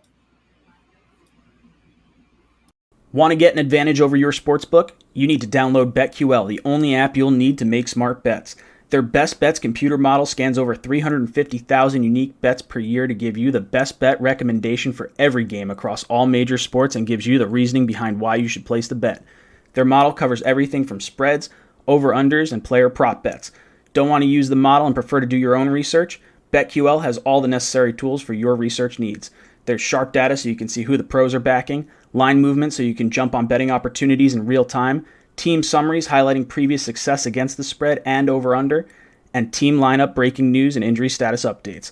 Plus, you can save all your picks in one place to track your success and winning streaks, as well as view your rank on their leaderboards. Head to the App Store or Google Play Store now to download BetQL. You can also head to try.betql.co/JetsTalk to get started now. Enter discount code JetsTalk at payment checkout for 25% off any of their subscription offerings. You can find all this information in the description of this video. Make sure to check out their BetMGM offer in the description in order to receive a free year of BetQL. Also check out their sportsbook offers page if you live in any of the eligible states to claim free offers upon signing up for one of the many sportsbooks listed. Don't miss out on your chance to beat your sportsbook this football season. Delusional Jet fan drops in and says, and JD cheaped out on paying Robbie, which was mind-boggling. We wound up paying Brashad Perriman. Brashad Perriman obviously being cut and is now a free agent. I believe, was he with the Lions, I think, most recently? The Bears picked him up. Bears picked him up. All right, so now he's with the Bears. And hopefully he doesn't show a whole lot because I get disappointed when former Jets wind up playing well. What did we think of Robbie Anderson's performance against the Jets? The one reception for 57 yards. Did it hurt you? Did it really burn you deep to see the former Jet duo with Matt's prospective head coach and Matt Rule? Did it hurt you? Did it pain you, Matt? A little bit more of me died on the inside. I've taken a lot of lumps as a fan of the Jets, Islanders, and Mets in my life, but those were my guys. I loved me some Matt Rule. I wanted him back in 2018. Robbie, I was a big Robbie defender. I agree with delusional Jet fans. I think it was a mistake to cheap out on Robbie and think that Brashad Perriman was going to be a reasonable replacement after like 3 good weeks the year before. And look, we knew like Sam was our guy for 3 3 years. It sucked to see, but it's not the Jets anymore, so you got to move past it. But I would be lying to you if I said that it felt good. It did not at all. Green Bean, what about you? How'd you feel about Robbie Anderson catching the long bomb from Sam Darnold for the touchdown? Well, there was a very limited couple of things that I didn't want to see. I could have stomached just about anything in that game. One of them was a bomb for a touchdown from Sam to Robbie. Did not want to see it, but I want to tell you, I knew we were going to. That's the life of being a Jets fan. Maximum pain. It doesn't matter how it happens. We're gonna the most painful aspect of what's possible will happen for us. It's been my experience for 40 friggin' years, and that's what happened. I feel like Matt. It was like, are you kidding? As soon as I saw, it was like as soon as the ball went up, I'm like, yep, there it is. You know, it was wait, at least we get this over. I'm just glad it didn't happen again. You know, because it could have with the safety play and all that sort of stuff. That being said, he had one reception. You know what I mean? It was, he didn't do anything in the game. So Robbie being gone, I was just as bent as anybody was when it first happened. I'm way over it. In truth, I would rather have Denzel Mims, Corey Davis, Elijah Moore. Any one of those guys I would take over Robbie Anderson. So I'm not still feeling that. I respect anybody who still is. I felt that burn initially, and I obviously felt it during that one play, but Robbie didn't exactly take over the game or anything. It was just that one play so I'm okay with it. I'm glad that's gone. We did it. It's over. It's gone. By week 3, I won't be thinking about it anymore. Maybe week 4. Pete drops in with a super chat. Thanks, Pete. Says, what would the score have been with Sam, not Zach? I think we get shut out. I think we really hung in this game because of Zach Wilson. I don't know how you guys feel about it. Green Bean, talk to me. How would you feel the score would have gone? And actually, you know what? The score would have been, are we talking flip-flop or just having Sam? Because I think if you have the same game, but we have Sam, we get shut out. If you give Zach to the Panthers, I think it looks a lot worse. Green Bean, I'll throw to you first. Oh, sorry. Ooh. Matt, you can go first. You seem excited. Yeah, go ahead, Matt. Yeah, go. All right. I was going to say 30-6. I don't think it would have been – the Jets would have rolled over in the second half. I don't think it would have been well. Green Bean, what about you? What do you think the score would have been with Sam? I think, look, if that's all you did, everything was the same. All you did was switch Robbie and Sam. Matt just nailed it. It would have been an absolute blowout, and it would have been over by halftime. The idea that Sam was going to come out in the second half and somehow come out of the shell that he's already gone in the first quarter, there's no chance in the world. We already know that. So, and that's why that's the good news in this thing. It's like, look, Sam can do whatever he wants in Carolina. That's fine. If they handle him well, great. But we have a quarterback that has a much higher ceiling, and I'm really excited about it. Guys, I'm going to be putting up a poll in the comments. Give me just a second. Sorry. Should have typed that up earlier. Poll in the comments section if you guys want to answer it. Will you be seeing us at the Jet game for the home opener? Yes, no, or we'll be there in spirit. Because we got Yes, that. No, maybe so. Could be anything. Could be anything. RJ McPot with the super chat says the TD wasn't the problem. It was the Jetman taunt. Oh, yeah, when he flew around with the arms. I was like, come on, just pour some salt on the wound. I see what you're doing.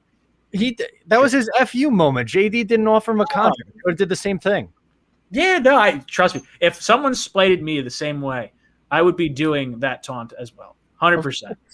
Of course. No, I think it's douchey. Again, I think it's one of those things where he knows who's getting affected. JD could give a shit. It's us. I take that personally. Now, again, I'm not losing sleep over anything, but that was a dick move. And it shows that down there, they're looking like they're working on a whole batch of unsportsmanlike tendencies. And I wish nothing but the worst for the entire batch of them.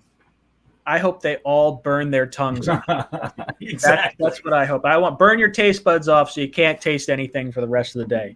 See, I like that. Jerks. That's what it is.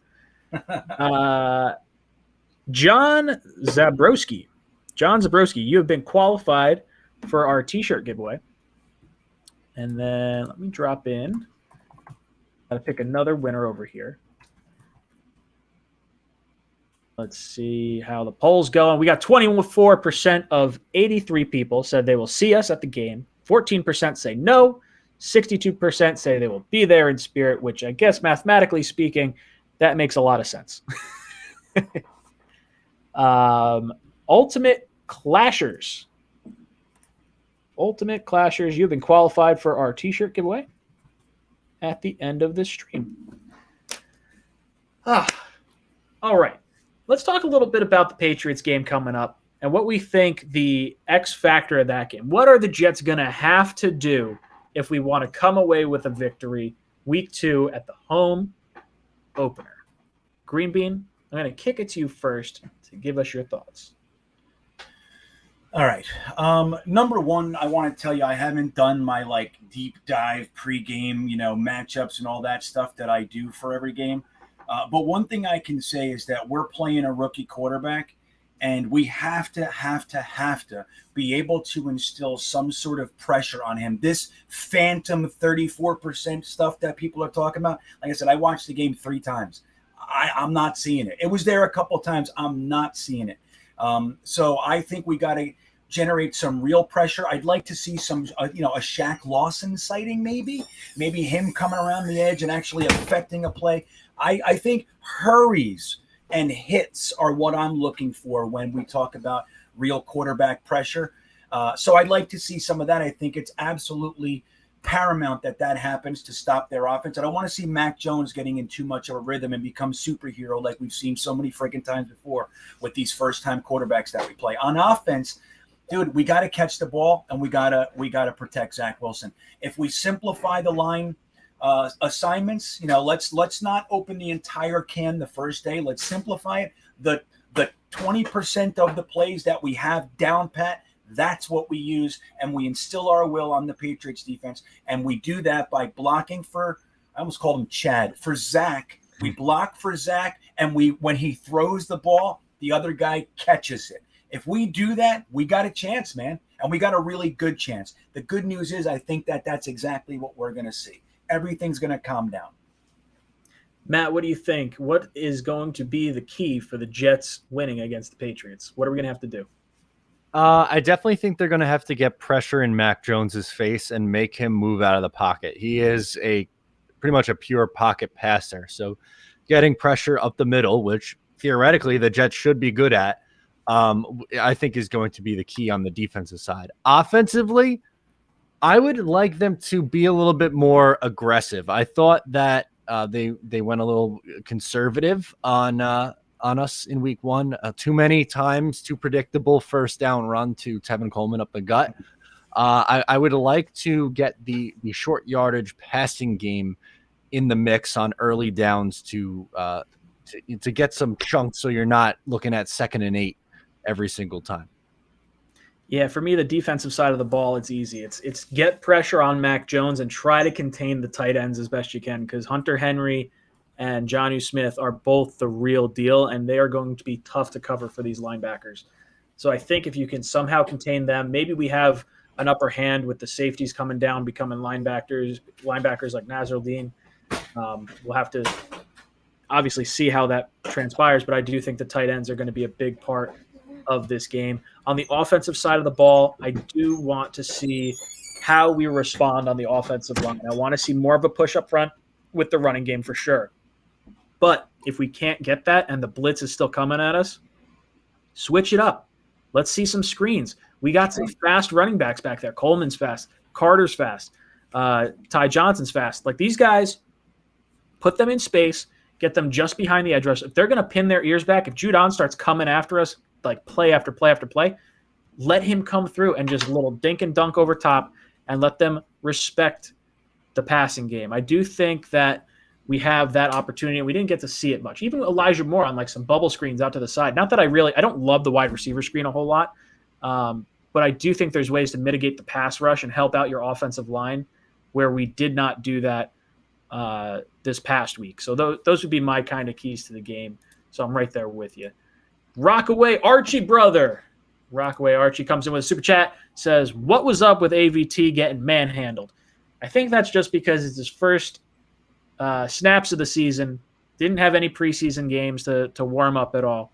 and he faced a really, really tough Panthers defensive line. Don't make no mistake. As much as I don't think the Panthers are a very good team overall, that defense is going to be good. Brian Burns, Brooks, those guys are really good. And I think that AVT kind of getting manhandled his first game was his initiation into the NFL, and hopefully he will take his lessons that he learned from game 1 and will start to adjust for game 2. Because I do think there's something to be said for McGovern trying to compensate for a new player next to him as well. Not that McGovern played well either, but I don't think, obviously, AVT is a finished project yet. I think he's just going to take some time. I think by week like 7 or 8 is when we'll start seeing the line start clicking a little bit more consistently. Matt, what do you think about AVT?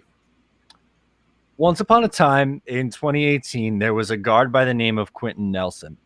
And early on in his rookie season, he got absolutely bulldozed by Leonard Williams, who at the time was in his dormant phase for a couple of years there. But the play lived on. It was like, oh, this huge highlight play. Leonard Williams just completely, bulldozed him. And he turned out okay. I think AVT is going to be fine. It's one game. He didn't play that much in the preseason. It's going to be okay, guys. I promise. Greenby, what about you? What do you think about AVT? I love the example because obviously everybody knows Nelson now as one of, if not the best guard in the entire league. Guys, it takes time. I mean, I don't know how many DMs and ways that I saw that one play that he got knocked over. Like, everybody's talking about it as if that was indicative of who he is and what he's going to be. Guys, like we've said, it's not so much that one player, and that includes Van Roten, McGovern, Fant, Becton, ABT. It was the entire system. They were lost. And when you're lost, when you're unsure in your assignment, you're off balance, all kinds of things happen. In my opinion, it's going to settle down. We have too good of players. This isn't, like when you look at our lines of the past, we had literally third stringer types in there starting. There was no reason to believe that they would come out of it. We have every reason to believe that this line will come out of it. It's just got to be coached the correct way, and we have to play the game that's in front of us. When you can't instill your will, like Salah was talking about, we want to do, and they're just manhandling us, how about adapting and playing to what they're giving so we can actually adjust and settle things down? Once we do things like that, I think AVT is going to be the stud that 99.9% of every single person before the draft said he was. Mumtaz dropping in with a super chat. Mumtaz says, Pats ran short passes against Miami, hard to pressure. Yeah, it's going to be tough. A lot of that was the quick passing. A lot of it was the running game. They looked pretty elite. We lose Green Bean for just a second. He's got to fix his camera. And I'm betting his battery died on his camera. Mario! That would be my guess. Here, I'll join you, Green Bean. I'll do a little. I won't let you do it alone. Bam! See? Got the same thing going on. Wait, hold on. Oh, he's going to do it too? Let's do it. Yeah, we're all gone. Can you fix me? I can't fix you. No, it's probably your battery. Do you have a battery that's no, we're on it. My wife's out here. She's smart. That's all right. You're good. We're just talking here. Look, Mumtaz, the short passes are going to be tough to stop for sure. Now, it's interesting. I saw a comment pop up. I shouldn't say it's interesting, but it's just a comment that I saw. Where are we going to be hanging out for the football game week 2 in the parking lot? We're going to be in lot J3. If you guys want to come hang out with us, the Gotham City tailgate's going to be over there. They actually sell tickets to their tailgate where it's all you can eat, all you can drink, all that good stuff. So if you Google Gotham City Crew, you'll be able to find that information. I said I was going to put it in the comment section, and I definitely didn't do it. So maybe I'll pin a comment under this video or something if I'm watching that later on. Guys, make sure you hit the like button.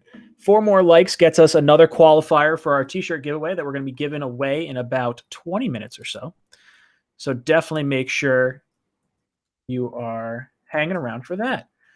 Look at the enemy in the chat. Uh-oh. Look at this guy. Dear Pats Nation, Says Jet fans are delusional, are as delusional as Patriots fans. This is Ray. So Ray runs Dear Pats Nation. Him, Master at Work, and Richie from Jets Media are going to be live streaming with us here on Friday night, 9 o'clock. Make sure you tune into that. We are going to need some help because those Patriot fans run deep. And I don't want this chat being overrun by a bunch of cheating Patriot fans. Ray. No, Ray's a good dude. Ray knows his stuff. And he's one of the more realistic Patriot fans, too. Like, I've had conversations with him, and he gets hot at me because I start spitting nails. And he's like, I was nice to you. What did you do? And then I'm just like, oh, no, I hope Mac Jones sucks and you guys are horrible. And he's just like, no, I think Zach Wilson's going to be pretty good. And I was like, you're a bad Patriots fan. No, he's a more realistic Patriots fan. He's a more down-to-earth one. But he understands the Patriot fans are just as delusional as Jet fans, which is fair. I guess. It happens. Most fan bases are that way. It's not just the Jets and Patriots thing. No, it definitely isn't. Big Arms, you've been qualified to win a shirt. And then if you are not hanging out with us right now and you're watching this as a replay, if you comment on the stream, or if you're watching it live now and you comment on the stream after it's done being live and it goes into the comment section, you'll be qualified for next week's T-shirt giveaway. So always worth it to engage with the video, right? See, you get more comments, more people possibly see it, and then it helps everyone.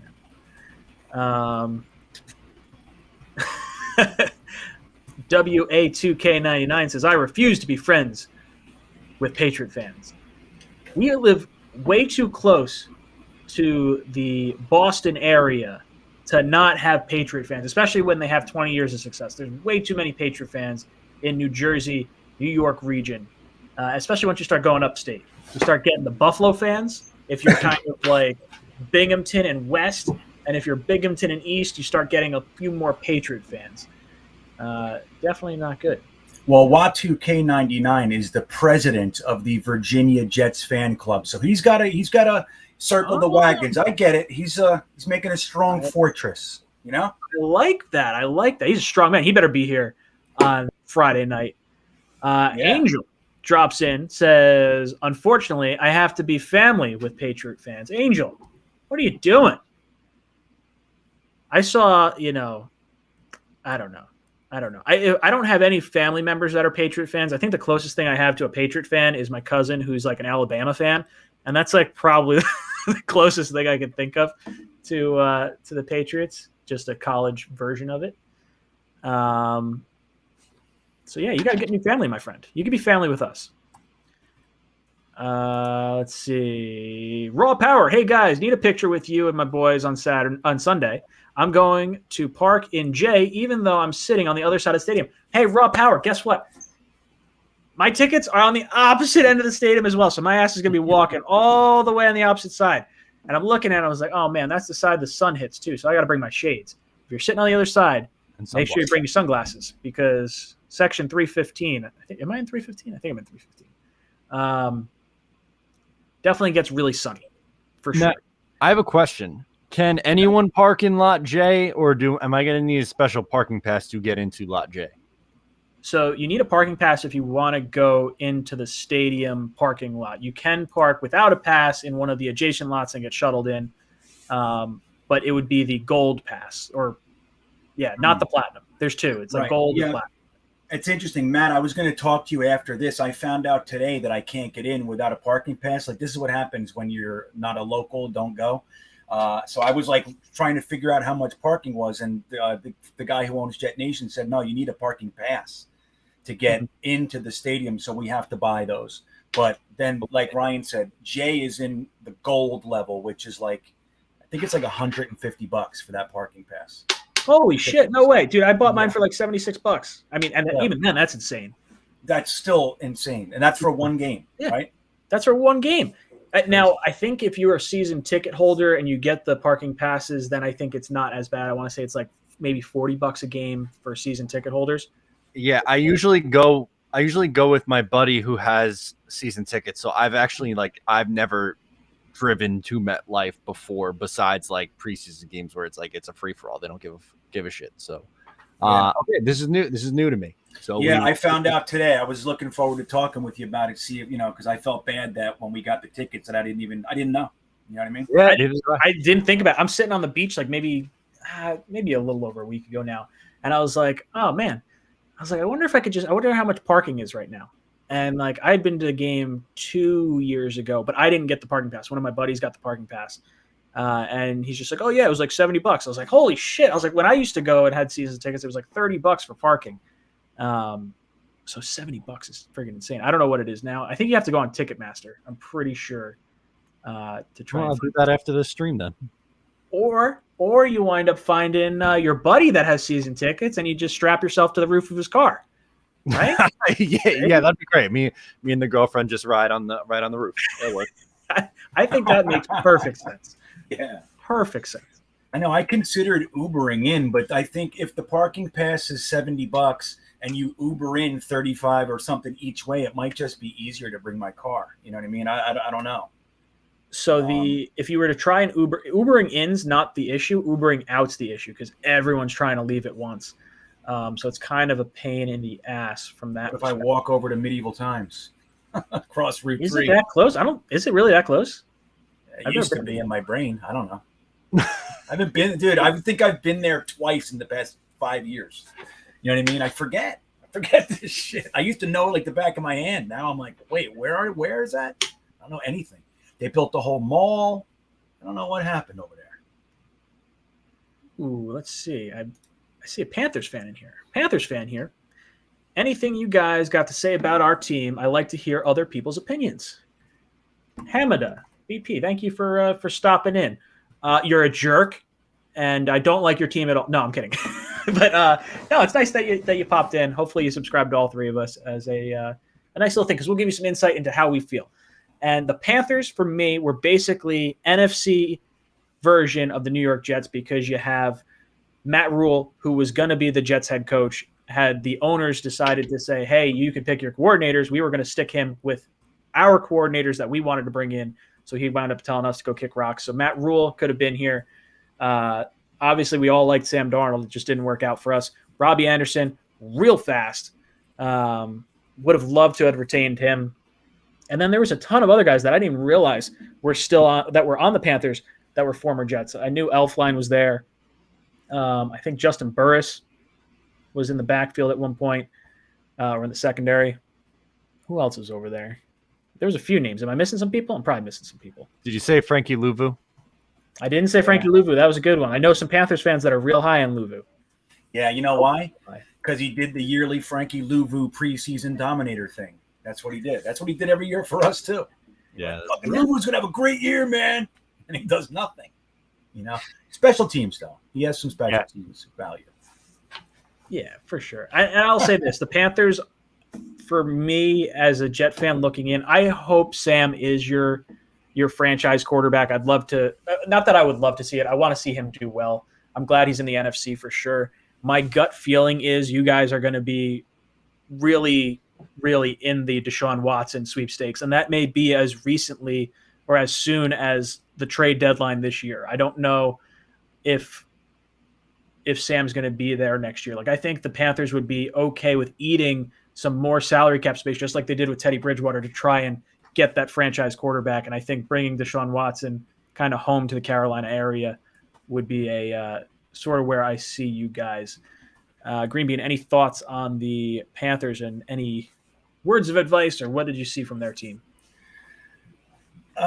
Look, I'm still not happy about it. So I'm finding it difficult to say anything constructive. My mother told me when you have nothing nice to say, make sure you get it out before you're not angry anymore, or you won't say it. So I'm what I would say is this: I wouldn't get too high about Sam Darnold's performance.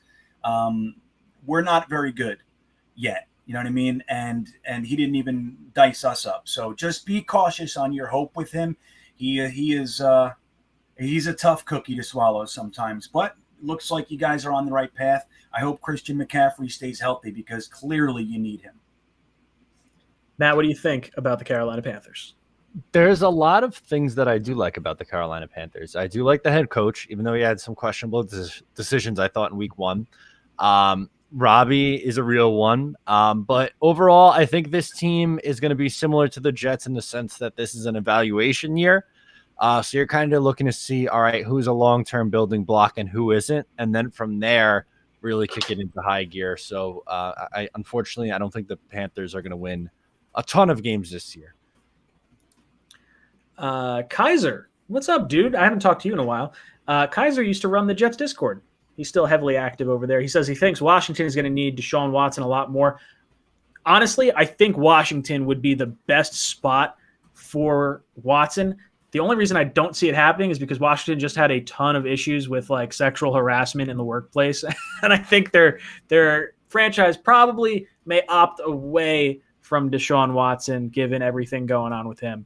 But I'm right there with you, Kaiser. I think that would be an elite team with Deshaun Watson. I think that defense is no joke there, and they got some really good weapons on the offensive side of the ball.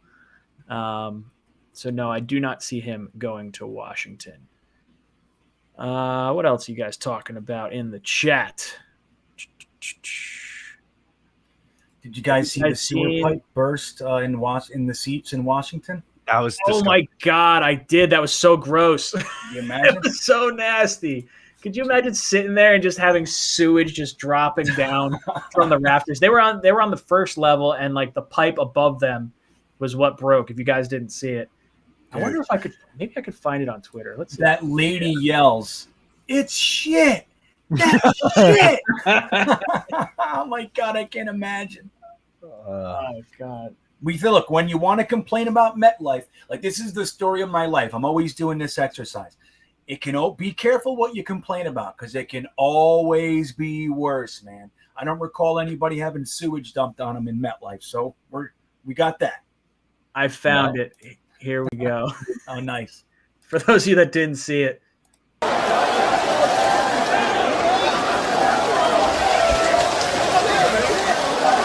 That's how we celebrate. They don't do that down in Carolina. They don't fucking do it. That's sewage. Oh, it's so Oh, gross. you missed her. She's coming. She goes, "That shit." Oh, okay. I heard.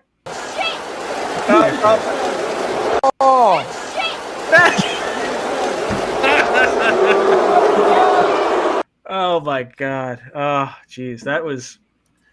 You hear that guy? He goes, "That's how we celebrate opening day." That's how we celebrate. Oh God, man, that would be so bad. Oh, that would just ruin my entire day. Because you're not. What are you gonna do? You're gonna leave. Depending on what time. I wish you could see like when in the game that was. But man, that is awful. Imagine you just gotten there and now you're covered in like urine and like Oh my God. feces. That's when you walk right over to sit here. the first I'm guy getting a wearing a refund suit right now. and you hug him. Oh Yeah. Oh. The first staff member in a nice suit and tie, you walk over, hug him, and go, "Take me to where we can find a solution to this because you and I are both covered in shit." Yeah. Oh my God. I'd like a New Jersey. I would like a New Jersey. I'd like to make sure I don't have, any type of Dysentery. new team name, Reston Spooner, Washington Sharks. Oh, Oh, that's great. I like it. A whole bunch of, what was I going to say? A whole bunch of poop puns coming, I'm sure. Bathroom puns. Oh, geez. Yeah. What do I see? I'm just looking through the chat here. AVT was terrible. This is concerning, says Eddie McGuire. oh God. Calm down, Eddie. We'll be fine.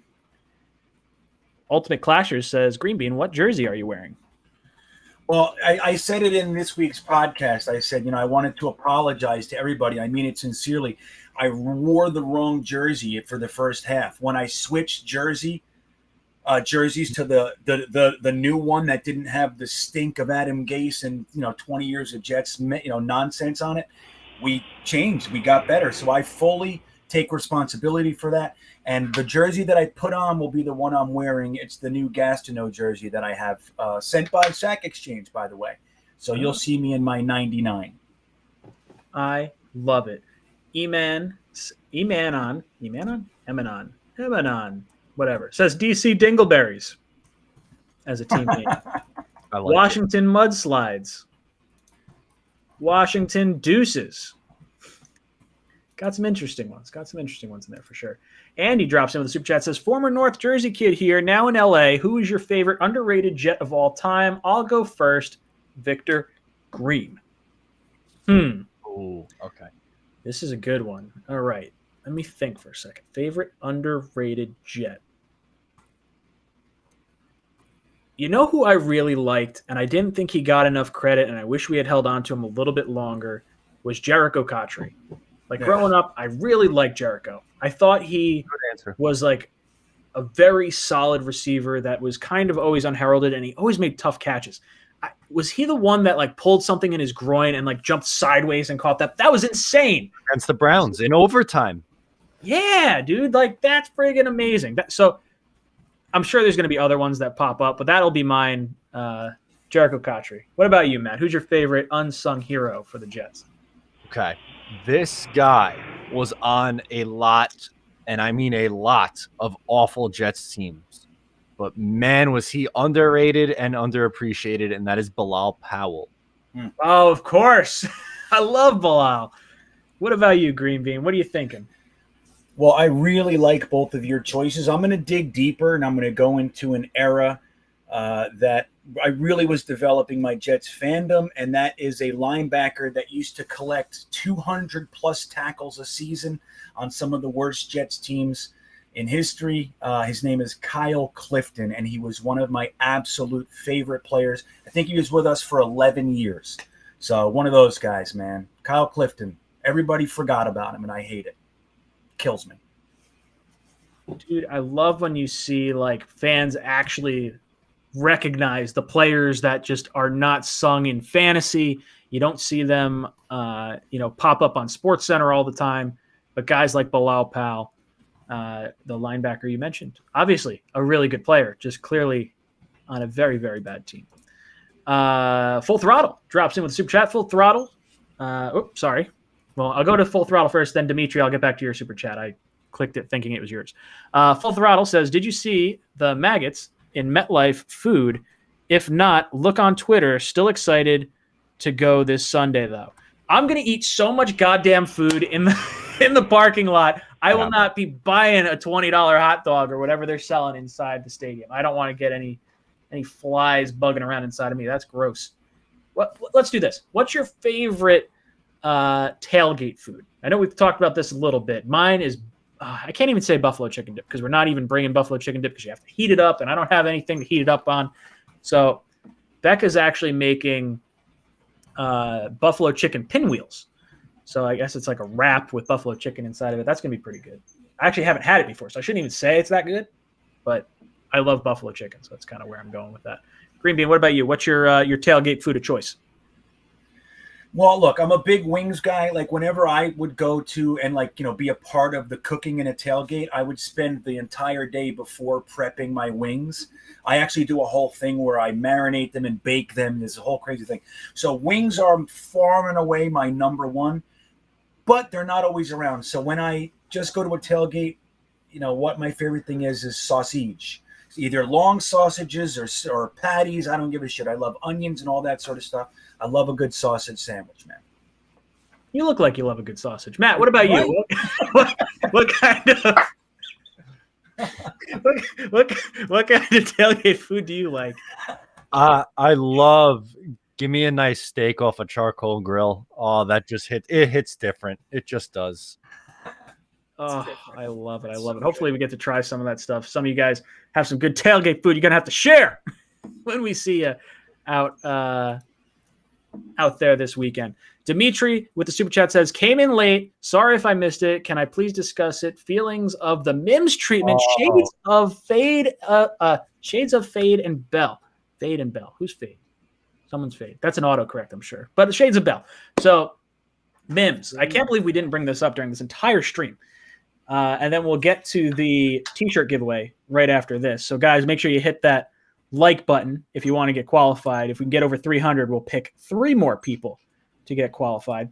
Denzel Mims obviously only had 3 snaps. He had the 1 reception for 40 yards, big reception and big time spot on a blown coverage. How are we feeling about Denzel Mims? I would love to see him play more because it feels a lot like last year where he just wasn't getting looks. He wasn't getting opportunities. And we had a little bit of clarity from Robert Saleh yesterday talking about how Mims needs to get his needs to expand his skill set from just the X wide receiver to the Y and the Z so that way he can actually get on the field when wide receivers need to be spelled. So one reason why we didn't see him a lot was because we had so many short drives. It was 3 plays, 4 plays, 5 plays, 6 plays, somewhere in that realm for the first half. And then when we had that 10-play drive, that's when he wound up coming in because he's going to be the guy that comes in for Corey Davis. That's where he's behind. So he's got to learn the plays of the other wide receiver positions so that way he could jump in. Because right now, if we're getting Cole and Crowder back, he's kind of fallen down that depth chart a little bit because those guys are a little more versatile. But, man, if you could have Corey Davis, Mims on the outside, and then you have Elijah Moore in the slot, ideally that's where you want to see your 3 wide receivers be long-term. Matt, what are you thinking about Denzel Mims and how he's been handled so far? It's bullshit. I'm sorry. There's someone who all this guy does whenever he's on the field is make plays. Every time in the preseason against the Giants, he made plays. He played freaking 2 snaps this week. He had 40 yards on one catch, 40 yards on his 2 plays. Last year on the worst offense in football, he made plays. Like, I don't get it. If you can't have a 6'3" wide receiver who runs a 4.3 40-yard dash and find something for him to do, I don't know what to tell you. That is not a good excuse. I'm sorry. Green Bean, what about you? What do you think about Denzel Mims? I'm so happy to hear Matt say that so we can agree entirely before we wrap this up tonight. I think Saleh's answer was complete horseshit. And look, I'm not saying Saleh sucks and needs to be fired or anything, but that's exactly how I see it. So you're telling me he's the one guy that has to learn all 3 positions so he can't get on the field. How about use him on the ones that he does know? How about get this guy on the damn field? 6'3", 4.3 speed, high points, wins the contested catch, uses his hands well, blocks like a beast. All the things that you want to see out there, he does. Yet he's not out there. You put him out there for 1 play and it's 40 yards. Now, he didn't do anything special on that 40 yards, but it doesn't matter. It's still 1 play, 40 yards. I just don't buy it. I think that there's something there, and it harkens back to the decision to put Fant in instead of Moses. Like we said, that's the way the line has been playing for the past 2 weeks while Beckham was in the concussion protocol. Taking Fant and from the left side, sticking him in the right side when he wasn't playing right side for 2 weeks makes no effing sense to me. And Mims is right in that pocket. Like, look, I have a lot of hope for the coaching staff, all that sort of stuff. I'm on board. But there's a few decisions that they've made that I don't agree with, and I think it's stupid. And I think Denzel Mims is way at the top of that list. I could not agree more.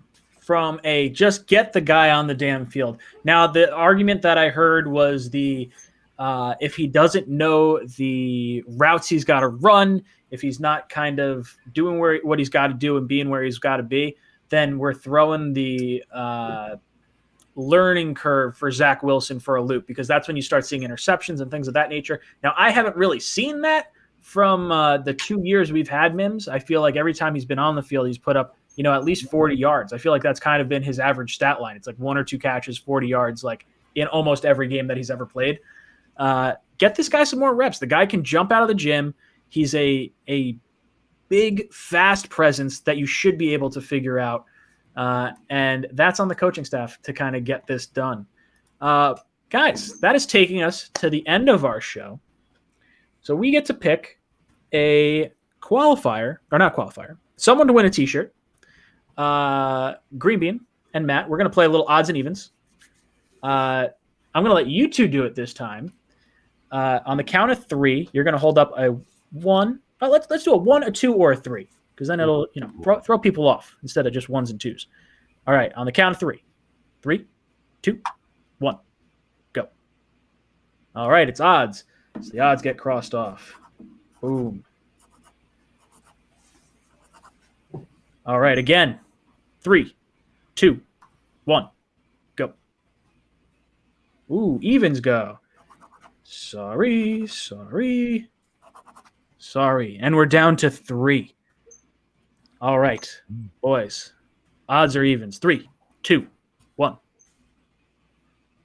Ooh, it's odds. The winner of today's shirt is going to be WA2K99. WA2K99. Hit me up on one of my social media platforms or email, and I'll get your information, and we'll do a shirt. We'll give you a shirt. And then you can wear it if you're coming to the Jet game and you get to see us, take a picture with us, and have fun with us. Yeah. But guys, that's taken us to the end of our show. So let's go around our panel and just give our closing thoughts. Matt, I'm going to throw it to you first. New episode of Just Jets drops tomorrow. We have some ranting and raving involved, but not in a bad way. You'll see. I'm very excited about it, and I cannot wait to hang with you two on Sunday. If you're going to the game, make sure to stop by and say hello.